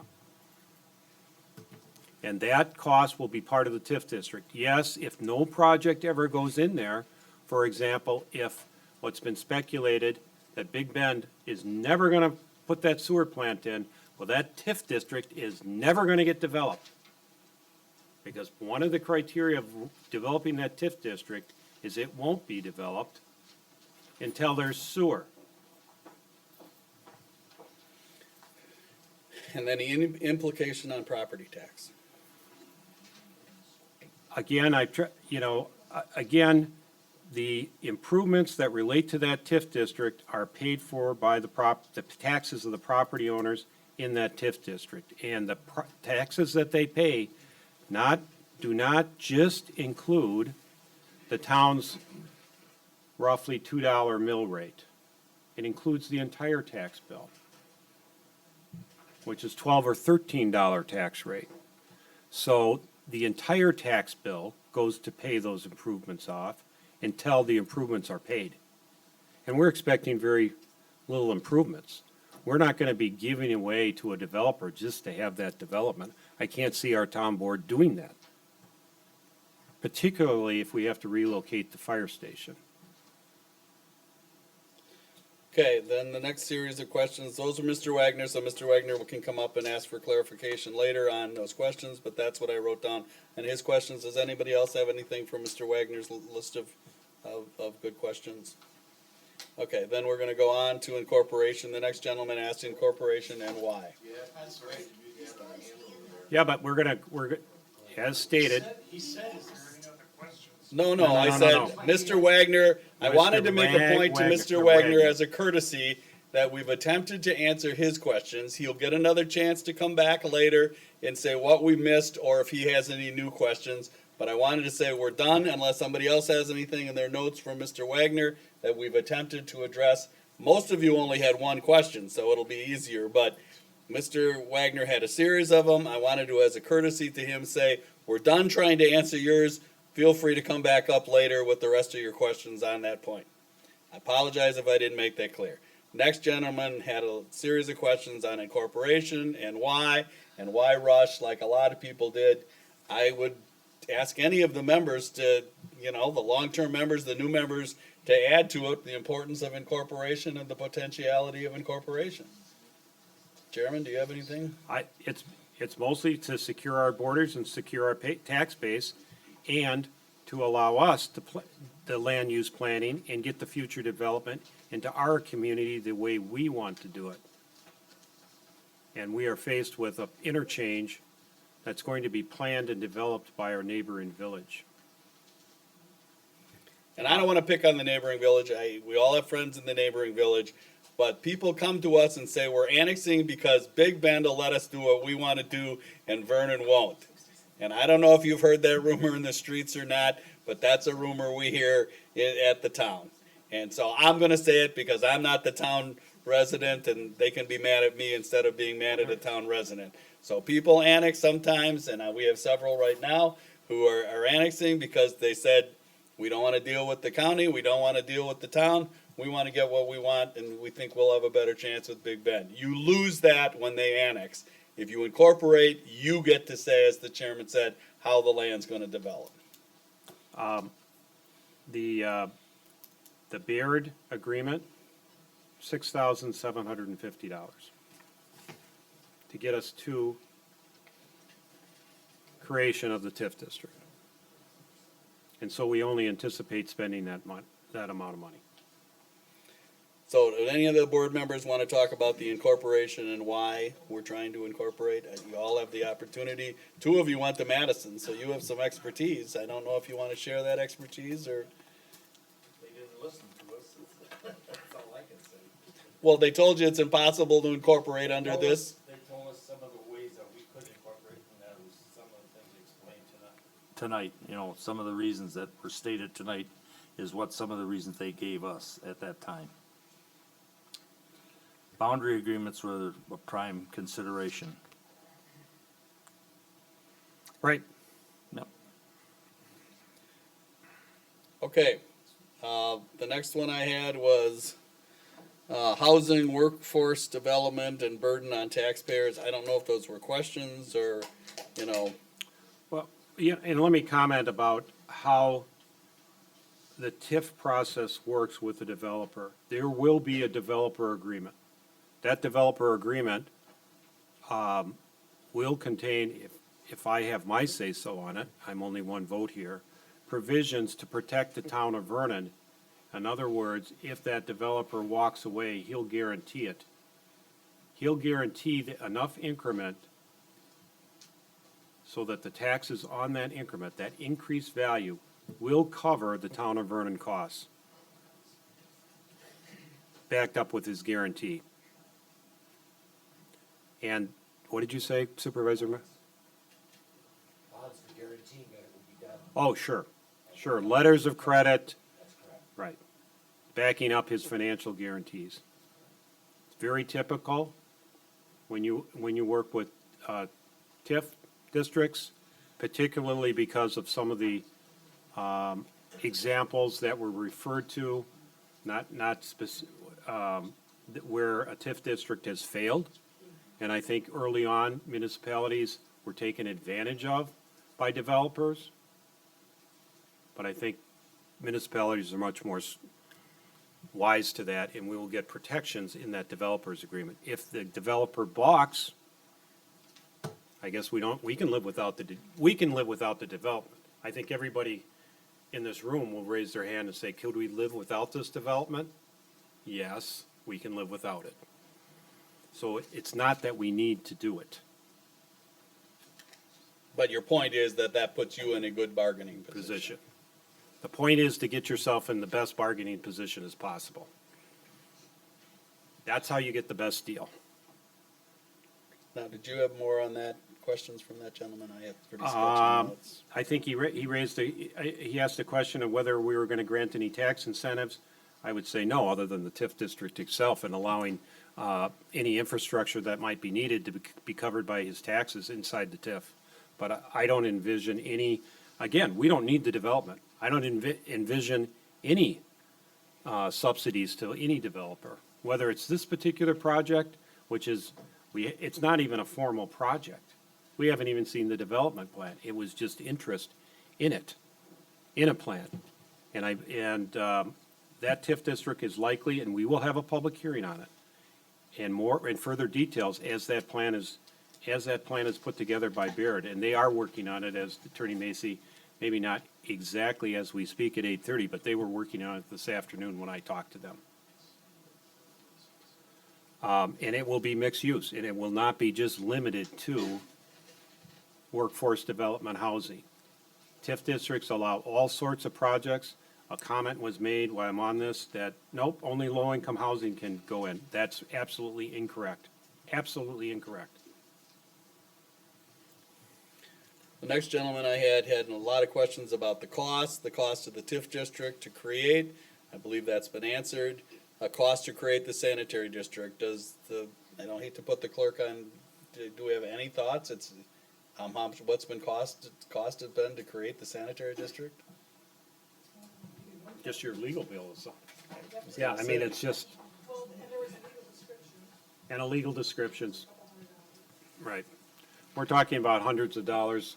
I can't believe it's over, I'll guess, but it's less than the TIF district. Do you? Okay. The next one was the cost of the relocation of the fire station. The cost, I don't believe the town has any estimate, because it's just way too premature. It's way too premature. But no money's been spent. No money, excuse me. No money has been spent on any plans or, at this point, it's premature. But those are all good questions. Obviously, that'll all have to be looked at in connection with the TIF and any project that comes in, because it is our fire station.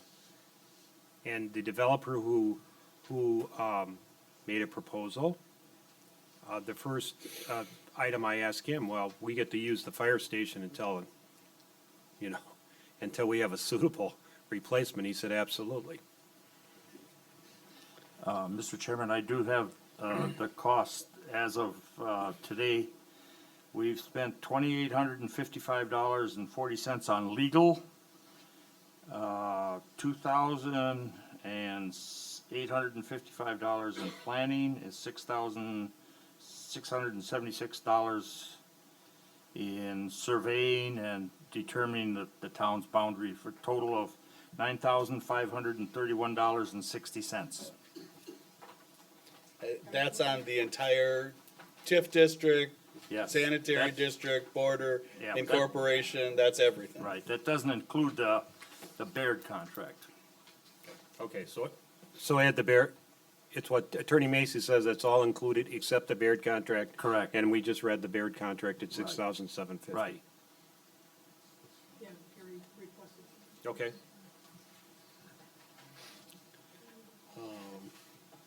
The next gentleman I have was just statements that he made, and that's fine, that was appropriate. We answered the question, the next gentleman wanted to know what sewer system. We answered that. Pardon? Yep, we answered that. Money for development, cost of sewer, you've answered all of that. Now we go to, I'm on to Mr. Riley's questions. I've already answered the one. On Mr. Riley's, he did say that I said this would just be on paper. I did not say that. Sorry, say again, please. Mr. Riley said that I said that this would just be on paper. I did not say that. It is not just on paper. You initially said it was just on paper, No. sir. Look. Okay, let me, No, we're not gonna respond. we're not going back and forth. No. To be, He always wants the rules different from him. Something that I didn't think was true. no, all I said is I didn't say that. Are you good? Okay, Then You gonna let him talk? For 14 years. Okay. I've come to every town board meeting, every staff meeting, every plan. Mr. Riley, you're out of order. Mr. Riley, you're out of order. It was referencing about needing municipal water. I don't know any reason they would need municipal water. There's no proposed water tower, and the benefits to the town is to protect the borders. It's very simple. Nobody's trying to, everybody's being totally transparent. It's so to protect your borders, so you can say how the development, so you can keep your quality of life and your, people, I hate to go there, but there are experts in this room, that did everything they could to keep the Fickow annexation so you could preserve the town. And we lost that battle after, many years of fighting, and that was for the same reasons, to protect the borders, to protect your quality of life.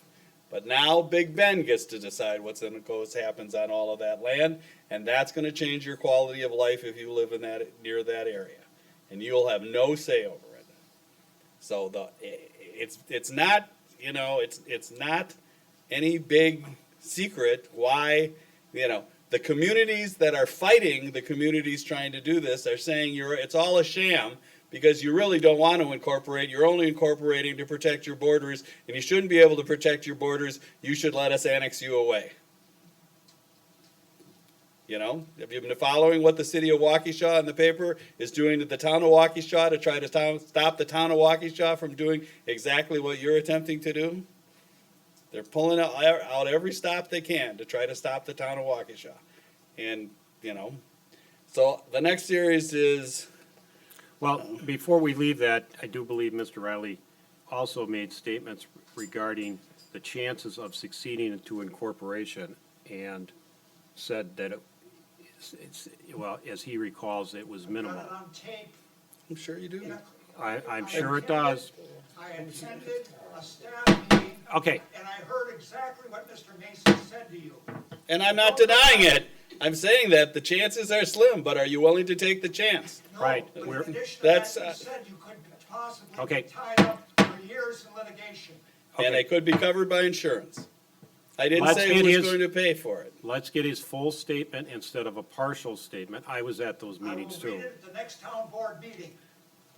No one's denying what was said. I don't know why you're getting so, caustic about it. The statements were made, they're on tape, and yes, the chances are slim of getting this done by June. This town board's decided they're going to invest some taxpayer money to try to accomplish it because they think, I don't want to speak for you, ladies and gentlemen, if I'm saying it wrong, please correct me. You've decided that it's worth the effort to try.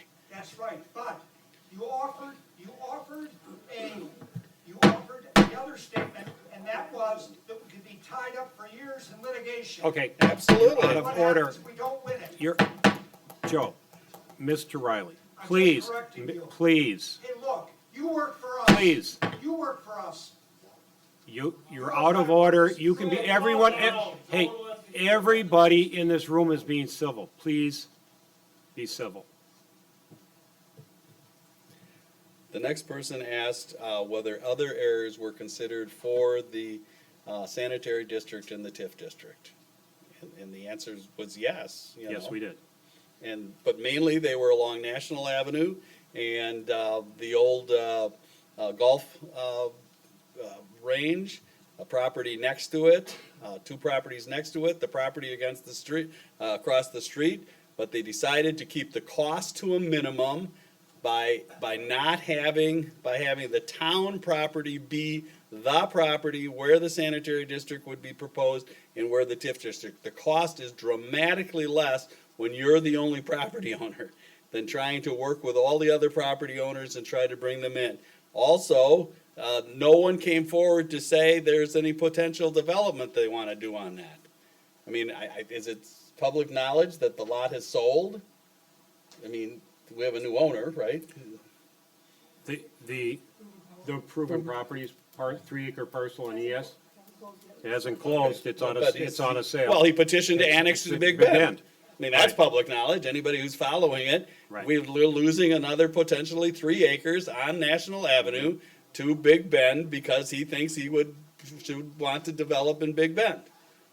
And the next one's owned by a potential factory that, we have no idea when he's going to develop, but there was no interest in sale or development of those properties. We spent hours going around all over places that Right. might be a potential. But it's got to be able to be sewered in a cost-effective manner if sewer becomes available. And so you're pretty much stuck along 164 Right, or National. if you look at the maps up on the wall that has our land use plan, we did not consider any parcel where the land use was designated as residential. We looked at only the commercial properties, and the board's here, if I'm saying something that, correct me, we looked at the parcels that are shaded in red. Okay, if you look to the north and the east, there's a corridor between Highway ES and I-43. That's commercial. Further towards the west, I guess it would be southwest because the freeway's at an angle, there's developed commercial properties. Is that appropriate for a TIF? We decided it was not, because the way the TIFs work is only the increment, and if it's incremental increase in value, if the property's already developed, there's no increment to pay for any infrastructure. And then, and then we looked at property west. Oh, yeah, there you go. You got it up. We looked at the property west in between ES and I-43. That parcel, that is where the 3 acres that was just purchased, and the new buyer, as a condition of that purchase, wanted to annex into Big Bend. Why? Because Big Bend, just to the east of there, that's part of their TIF district and their sewer service district. And he doesn't have to deal with the county. We did opt out of county zoning. That was a very good thing that this board did, and it's, the cost of opting out of county zoning exceeds the numbers that Mr. Wildy just read, by the way. But in that particular instance, because it was wetland, it's still in county zoning. Yep, and then we also look north, and at that point, you're looking at a lot of expense going north off the freeway, because the sewer pipe, as we've discussed, that we plan on hooking into, which is Big Ben's, and their service district is right at the school right now. Their current plans on the table is the property to, in between Guthrie Road, 164, just south of the freeway. Yep, right. First, there is that property is owned by Town Realty, Zilber. Yep, that piece there. It's closer to County U. And there's a proposal, and that's part of the Big Bend TIF district too. There's a proposal to get this sewer system plant built by that developer. And that will be a big box development. And some people like big box developments. A big box development is a big department store, or several. Right, and we did look, yes, you're right. Clerk Shu has reminded me, when we looked at the parcel in between ES and 164 to the east, we border New Berlin. New Berlin is looking at redeveloping that whole, what I call the corridor there, which is the corridor between ES and I-43, all the way to County Y. That's their next industrial park. Yes, where the old gravel pits are, yes, old Johnson Sand and Gravel, that's exactly right. So now we'll go to Mr. Craig's comments. Right, we'll go to Mr. His questions, not his comments. His comments are noted. Well, we had Ms. Vogel's, I think we answered, we answered the area. We've talked about the fire station. We understand your comment about you don't like the multifamily. And we will go to referendum on the incorporation. We've answered that. So, Mr. Craig. It has to be before June 30th, 2020. If it isn't, it's not going to happen. May or June. Unless that state statute is extended, which is extremely unlikely. The cities and villages are already fighting that law now. They don't like it. We have a newsletter coming out. And we will have notices in the newsletter. The problem with the newsletter, it goes to everybody, but it doesn't come out often enough. So let's go to his questions. What happens if the TIF district fails? The chairman's already indicated that he would negotiate a pay-go, that no money goes out that hasn't already come in, and that there would be no borrowing, you know. Well, if there is borrowing, there would be a developer's agreement to guarantee that the increment to pay back the borrowing. He asked about the cost of the land and the fire station. We've already answered that. It's not been, worked on to date. Developer understands about the wetlands. We understand where the wetlands are. This is not a HUD project. I mean, there's comments about HUD project. This is not a HUD project or a proposal. And my understanding of what happened in New Berlin is a HUD project was proposed and they turned it down and they got sued by HUD. Right. This is not a HUD project, so we shouldn't be, it's not being proposed as a HUD project in any shape, manner, or form. So it's a totally different situation. Yeah, New Berlin turned down a HUD project and got sued. And got sued on racial discrimination terms. Changes to Vernon. That's And they a lost. statement and a question. The town board, as I understand it, I wasn't at the meeting again, but this has been related to me by the chairman, that they really struggled with where they could do something that wouldn't have a major effect on the lifestyle and the culture of the town of Vernon. And they thought this 20 acres already on the freeway, already on a major road, having its own frontage road and these people would be, the residents of this area would not be going through subdivisions or connected in any way. They'd be buffered by the approximately 7 acres of wetland. So yes, the wetlands were carefully studied because they think it is a positive of buffering the development from the existing residential. So a great deal of thought was taken into consideration to find an area that would have the least amount of changes to the culture and lifestyle of Vernon. Is that a fair statement, I ladies think and that's a gentlemen? fair statement. That was done in consultation with our engineer. And planner. The statement was made, you can't have sewer without water. I don't believe that's true. You can't have a sewer plant without having a place to discharge, and the plan has always been to discharge, and we have no say over it into the river. That's all being done by Big Bend. Another example of if you're not in favor of that, you know, that's another thing we've lost, we don't have a say over. If they're going to proceed at some point. I don't, do you have any other specifics from Mr. Craig? I'm looking. Yeah, and we agree with I agree with the comment about the water table and the high-capacity wells. That will need to be monitored. And again, the town of Vernon is not gonna put up a high-capacity well in the interchange. The village of Big Bend might. And that is an issue, and that is why that water committee was created in the first place, to start monitoring or recording, documenting water levels. The baseline. And the baseline. Very important. And it continues. Next comments dealt with transparency. You've already commented on that. Urgency to incorporate, consequences to not incorporate. I think we've answered that. The land gets annexed away and you have no say over how it's going to be developed and to the extent that it's going to be developed. And so those are the consequences. And, you know, some people consider those real consequences. We respect those that don't consider that to be a real consequence. But I think the point was made that at least since 2015, when you guys went to Madison, you've been working on this, and probably long before that.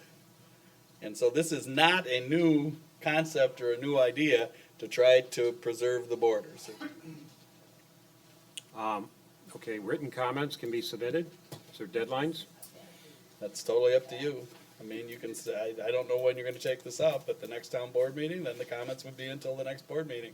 I think that's the safest way to say. Yep. When's our next town board meeting? Our next town board meeting 21st. is the 21st. And we will take, unless there's a objection, we will take written comments, and those can be done by email to the town clerk, Or they can drop them off in the or drop them off. secure mailbox, and there's a little slot. If you want to come after hours, the mailbox is secure, and there's a little slot next to the town hall.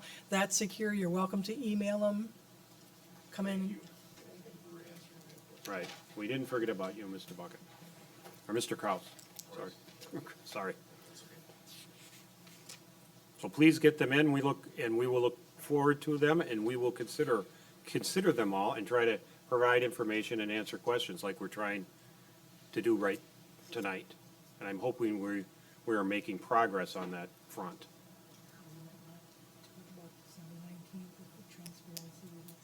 Well, that's, okay. As to the TIF district in the public hearing, part of these incorporations, and Attorney Macy ticked them off, of the 8 criteria, the border agreements, they have public hearing. We had one tonight for the town of Mukwonago. We had one on October 24th. There's the list. For the town of Waukesha. The sanitary sewer district that we're talking about tonight, public hearing. The TIF district, there will also be a public hearing. Has not been scheduled yet. We are looking at dates in December, and specifically December 19th. But it has not been set. It will be set at a town board meeting and noticed. And if it is, we can put it in the town's newsletter so that everybody gets a copy of that. Also on December 19th, the town board did call a special town meeting. And on the agenda, let me get it. Because we did I'm looking at a draft of the town newsletter, so it's in there. You'll get a copy, but I'll read it to you. On that agenda, at this special town meeting of the electors, is number one, a possible, and I say possible because the motions have to come from the floor. Because it's an elector meeting, it has to come from the people, not the town board. Binding vote on the separation of position and duties of clerk treasurer.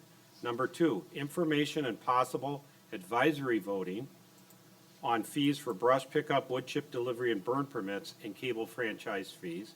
And most importantly, I think, to this audience anyway, but throughout the town, is information on incorporation of the town of Vernon as a village, the town of Vernon Sanitary District, the tax incremental financing district, and the cooperative boundary agreements. I think the town board wanted to call a special meeting to provide further information after these public hearings, to follow up on written comments and oral comments made and try to provide as much information as we can. I concur with the gentleman and probably everyone else here about transparency and notice.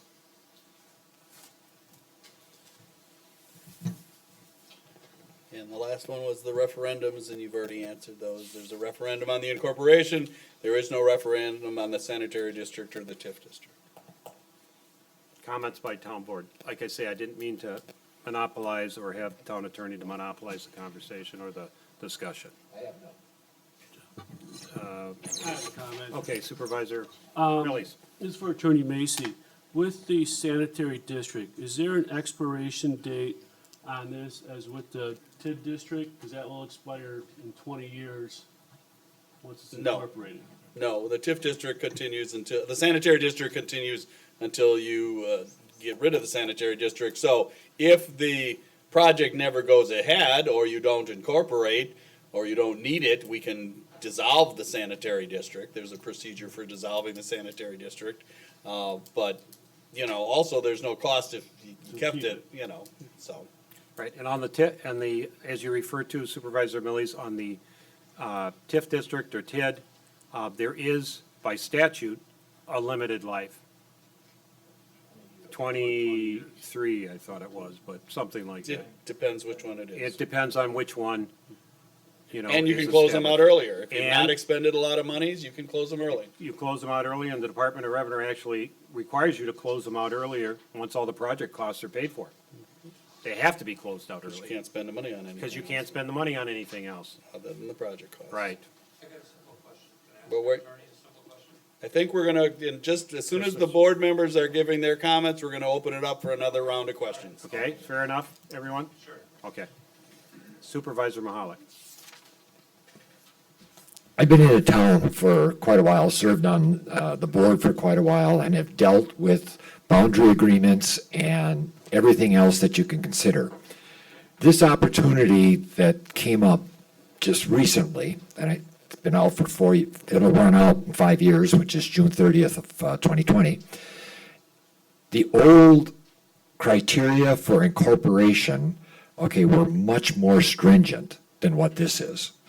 And if Attorney Macy can help me, the one that I remember is that you had to have 10% of the municipality with sanitary pipe, Something like that. something like, in the magnitude. Now you try and figure out how we're gonna be able to get that, okay? You're not. No. You're never gonna incorporate under the It won't existing. happen. You'll never do it. That's not now, that was then.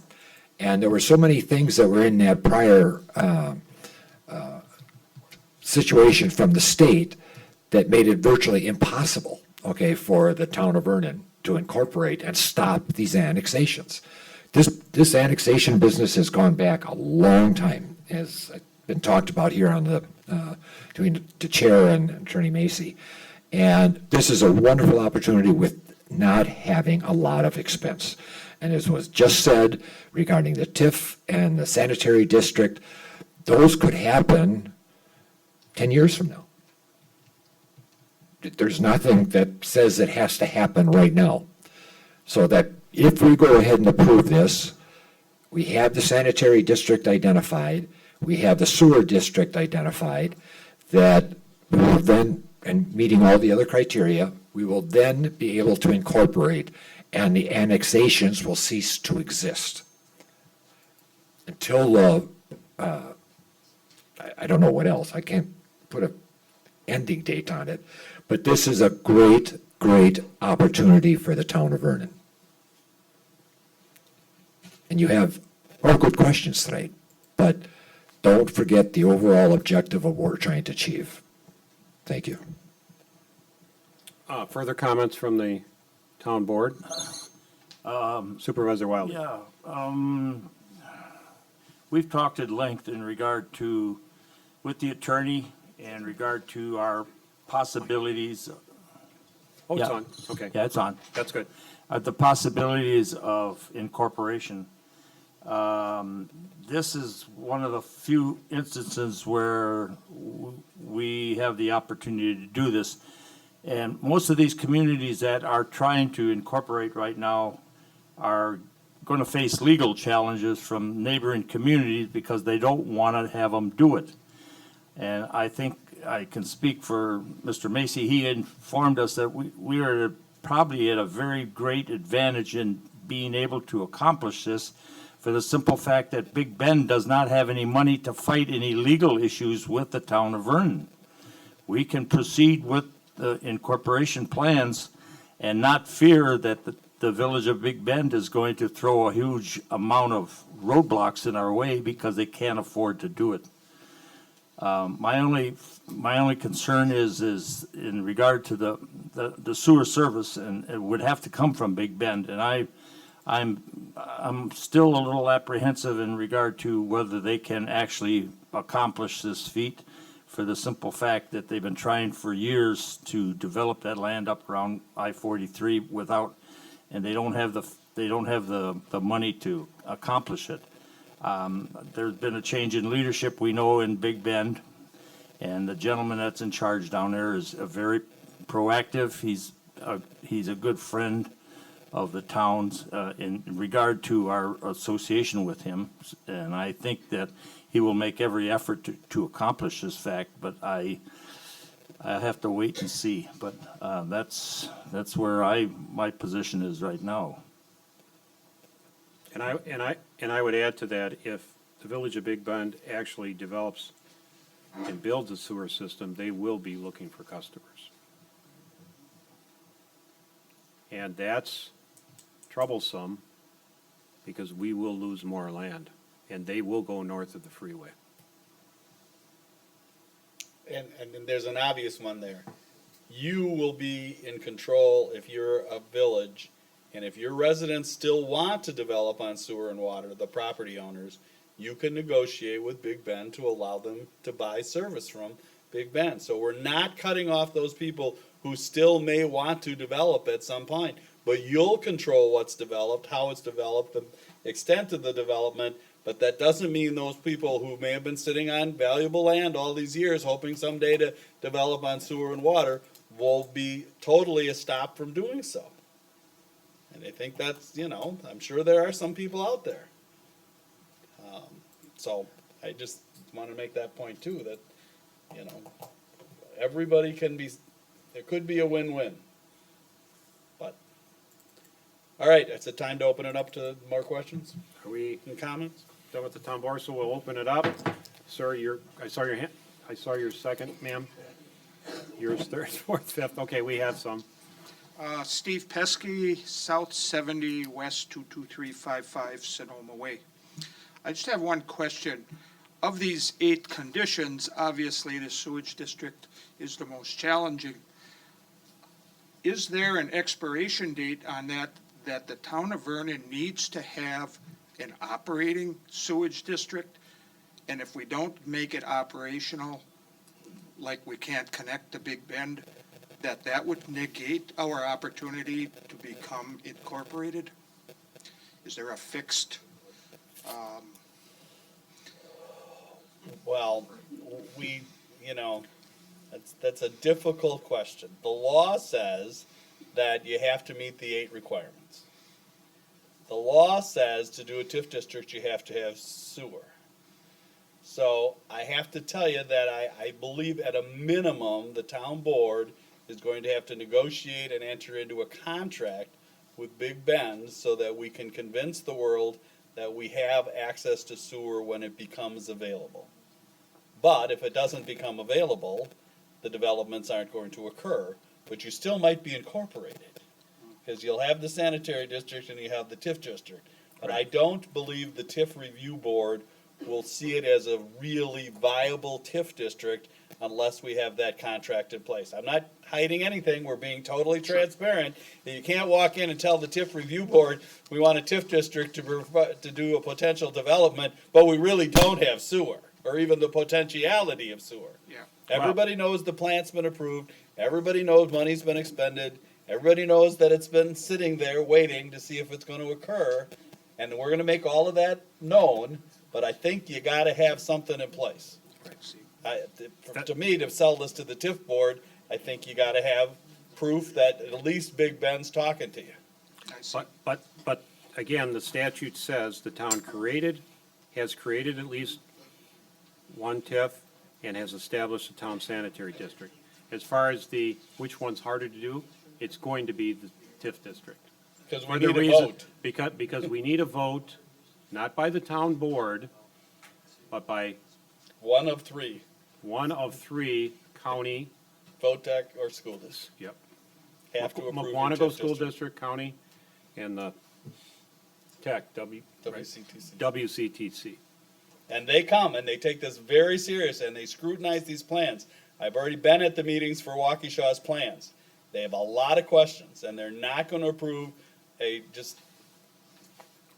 fake TIF district. And we've hired Robert W. Beard to help us through that process. And in their view, you don't have to be operational, it just needs to be available. So there's a difference of opinion, so we will see. Well, I'd say available, meaning we have the contract. Right, well, it's At just. a minimum. At the minimum. Okay, ma'am, I think you were next. Name again, please. I'm not on the list. You're not on the list, you're We, new. we didn't sign in. Pamela Wamser, W-A-M-S-E-R. W275S8470, Lakeview Lane.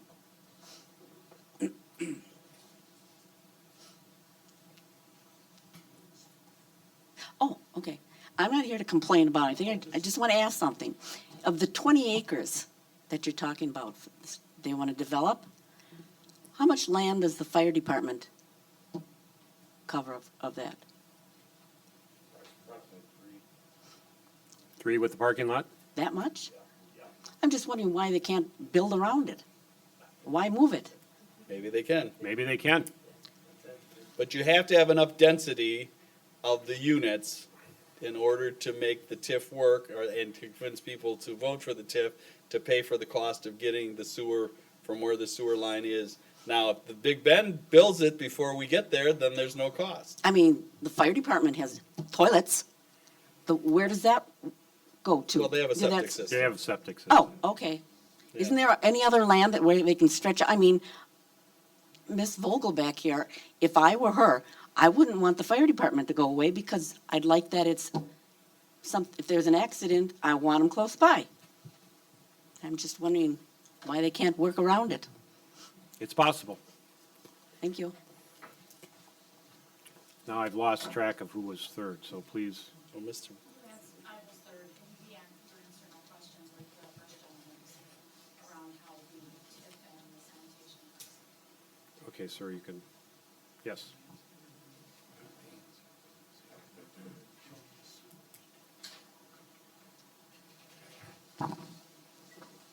Rob Preuss again, West 246, South 6385 Clearview Lane. Okay, they're talking about this workforce development project. Has there been any attempt to try to solicit something different than that? I think if I was adjacent to that land, I would not want something like that. However, maybe something like a senior convalescent center or something that might have enough density in order for it to qualify as a TIF, or something might be more palatable and protective of property values for the residents that are adjacent to that land. Has there been any attempt to look at something that would be a better fit than a workforce development project, which I think is code word for low-income housing, which many people would be very, very concerned about in the area, but particularly the people that would be close and adjacent to that area. Thank you. Workforce development housing is not low-income housing in the sense of a certain number of tenants have to be at a certain income level or below. And it's subsidized by federal. And it's yes, and it's subsidized by the federal government and HUD. As far as the question of have we looked at anything else, I have talked to Robert W. Beard about this. This is one developer's proposal. The town board has talked about having a broad use inside that TIF district, mixed use, which would allow a lot of flexibility. And when I talked to Robert W. Beard about that, the comment I received back was, once you get this set up and advertise, if you will, you may get other developments proposals. But we haven't gone and shopped it. And the reason why we haven't is because we haven't set it up.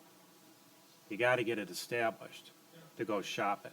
And again, if that sewer isn't there because Big Bend can't finance it, they don't want to work with the town of Vernon, or they don't want to sell to us, if we're incorporated, we can terminate it. Then it's not going to happen at all. It's not going to change, at least for the time being. Town board, everybody's saying yep, and we did talk through that. I gotta tell you, because there's a lot of politics involved, the county wants two things. They want industrial parks and they want workforce development. Because that's what the county believes we need to have in order for this county to grow and continue to prosper. And it is not low-income housing. They will come in and show you the designs and show you if that is the ultimate, developer that the town board decides to go with. But I don't know, we don't know, because we're not far enough along, whether senior housing would get a vote from the county. And also whether anybody would find that their senior housing, that's a good spot for senior housing, because are there enough services there? I mean, they usually put senior housing where I'm sure Quick Trip and McDonald's provides a lot of good services to the seniors, but they're going to need at least a Walgreens, right? Yeah. So anyway, it's interesting. The developers will come in and tell us whether they'll do a market study and they'll decide whether or not that's the appropriate, Right. Couldn't work around it. You'd have EMT services right there on the spot. Well, how about if we save one bay in the fire station for that, right? Ms. Vogel? And, the Village of Big Bend has been talking to Walgreens. I've heard that as a proposal, so, Gail Vogel, W235 South 7700 Vernon Hills Drive. Question regarding that supposedly December 19th meeting.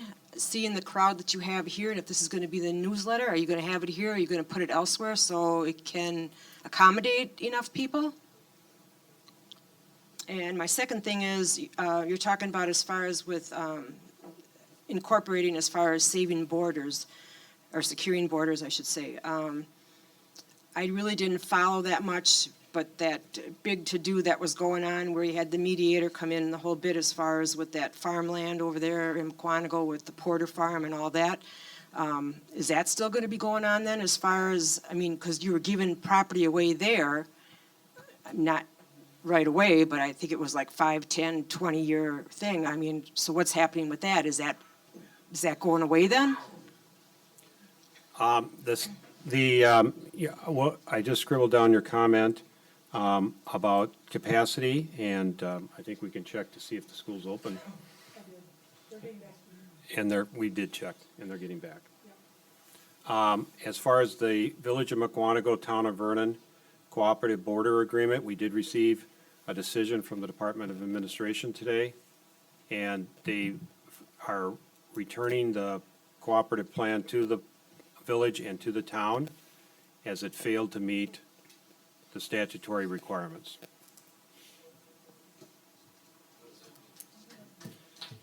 Well, So that Mr. means it's Pepper, not in on our effect. website. It's on the website, you can see. Yeah, it's on the website. It's on the Town of Vernon website, and it's also on the Department of Administration website. What does that mean? It means it's being returned, and we will be contacting, this will be a part of a town board agenda, but I suspect we will be contacting the Village of Mukwonago to see if they want to consider looking at those comments and adjusting the plan. One of the big items that the Department of Administration objected to, as well as many, many, many residents, is the size and the amount of acres given away. If people are concerned about the lifestyle here in Vernon, we would look like Mukwonago on the south side of town. People are concerned about sewer coming into the town of Vernon, and we're talking about 20 acres here. That was 2,200 acres of sewer into the town of Vernon. I actually beg to differ on that, because 700 acres is county land, another 700 acres was high groundwater where you couldn't develop that land without sewer and water. So that left you about 700 acres of prime developable land. Okay, well, 700 versus 20. Okay, so that was the answer to Mrs. Vogel's. Further questions, Mr. Pepper, did you? Yeah.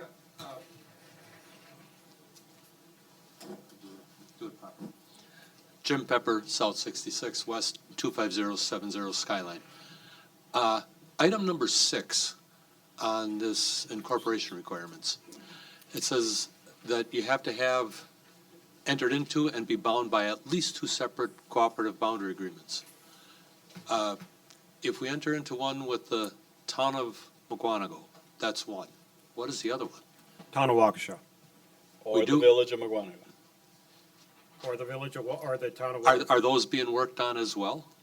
I mean, are they in place or? No, nothing's in place, Okay. especially after So today. so that's another requirement that we have to check No, yeah, off. but they're ahead of the game in Waukesha. We've already held the public hearing.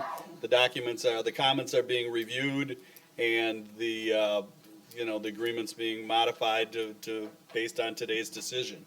So the Waukesha Vernon one is a couple weeks ahead in timing to the one that with Mukwonago tonight. And if I understand correctly, if we establish a sewage district and a TIF district, and we get approved and incorporate as a village, if that TIF district goes away because it never gets acted on, Big Ben goes bankrupt for all, hypothetical, and that sewage line and sewage plant never becomes a reality, everything goes away, do we still continue as a village, or do we revert back to a town? You get the benefit. You continue as a village. You continue as a village, and the fire station stays where it is. There's nothing to connect into.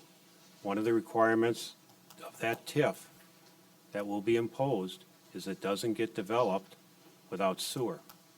Well, that's exactly where it is today. And it will be the same, except will be incorporated as a village. If the people agree. Everybody's gonna get a vote.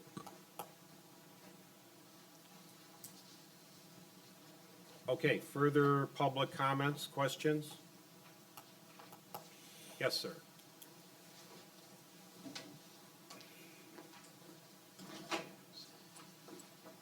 Robert Wagner, W229S8475 Mardith Avenue.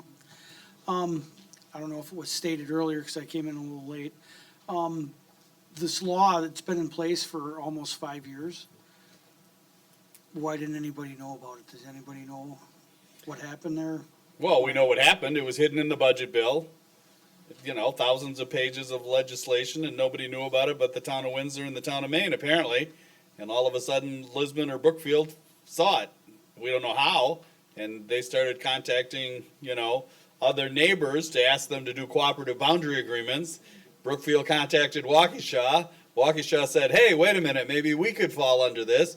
Waukesha contacted Vernon for a cooperative boundary agreement.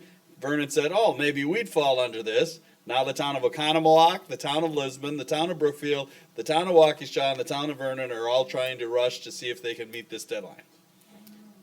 Okay, I get it. It just seems really weird that it was hid there, and when it came up, if once that bill was passed, somebody put that in that bill, you think that would have came out to the forefront? They write these bills and they write them for the specific community. No one thought that anybody, if you ask the legislators, I'm willing to bet they would tell you no one in their wildest imagination thought anybody but the town of Windsor and the town of Maine would fall under these requirements. They're shocked. The legislators have been approached to both extend it and repeal it. And the legislators have apparently taken the position, we're going to take a hands off. The law's here, and we'll see what happens. But they've been asked to extend it by the towns. They've been asked to repeal it by the villages and the cities. But I think if you ask the legislators, they would have thought, never did they imagine any other town would benefit or have the potentiality of benefiting. So there is a possibility that this could get extended, though. I mean, I know June 30th looks rough to meet that deadline, but. Not with the League of Wisconsin municipalities and City of Waukesha, City of Brookfield, Village of Sussex, they're all fighting this. Right. I don't know, it's so minuscule, it's hardly even gets even entered into anybody's calculation or as a relevant factor that it's going to be extended. All right. I'm more worried that it gets repealed, as we're all going to vote. Oh, anything's possible. But it's just great to have an opportunity. I'm all for it. Thank you. Yes, sir.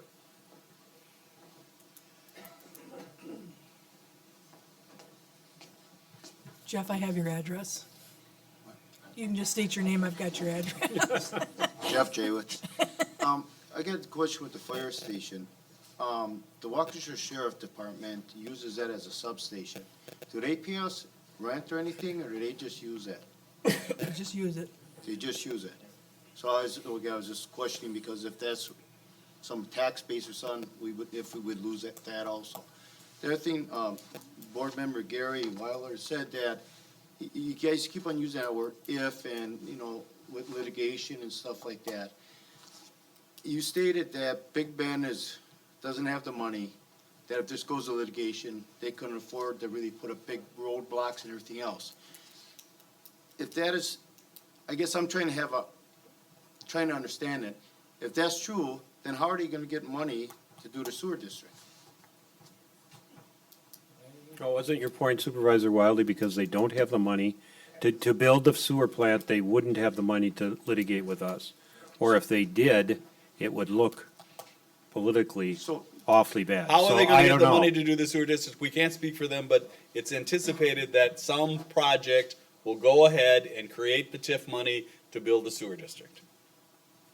If they get somebody if Town Realty comes in with a huge development with residential and big box and there are several large property owners who, if they come in with the right development, that's what's gonna pay for the sewer plant. Okay, I just. Yeah, I mean, that's the only way I know of, because they don't have the borrowing capacity. Right, But you were kind of saying two different things there, and I just wanted to clarify. Right. And their TIF district is large, and that's what they're looking for. Not just Town Realty, but 2 or 3 times Town Realty combined, and with enough projects on the table, That'll pay for it. that'll pay for it. Yeah, and that's what they're working on. And they do have one on the table with Town Realty. It's been in the newspaper, it's public. Is this one big enough to actually? Well, we will know, but that's speculation. I have not seen the numbers over in Big Bend because they're not ready, they don't have them yet. But it could be. Could be, we'll have to look at the numbers. I mean, they are, it'll be public record. Further comments? Mr. Singert, please come up. You're waving your hand, right?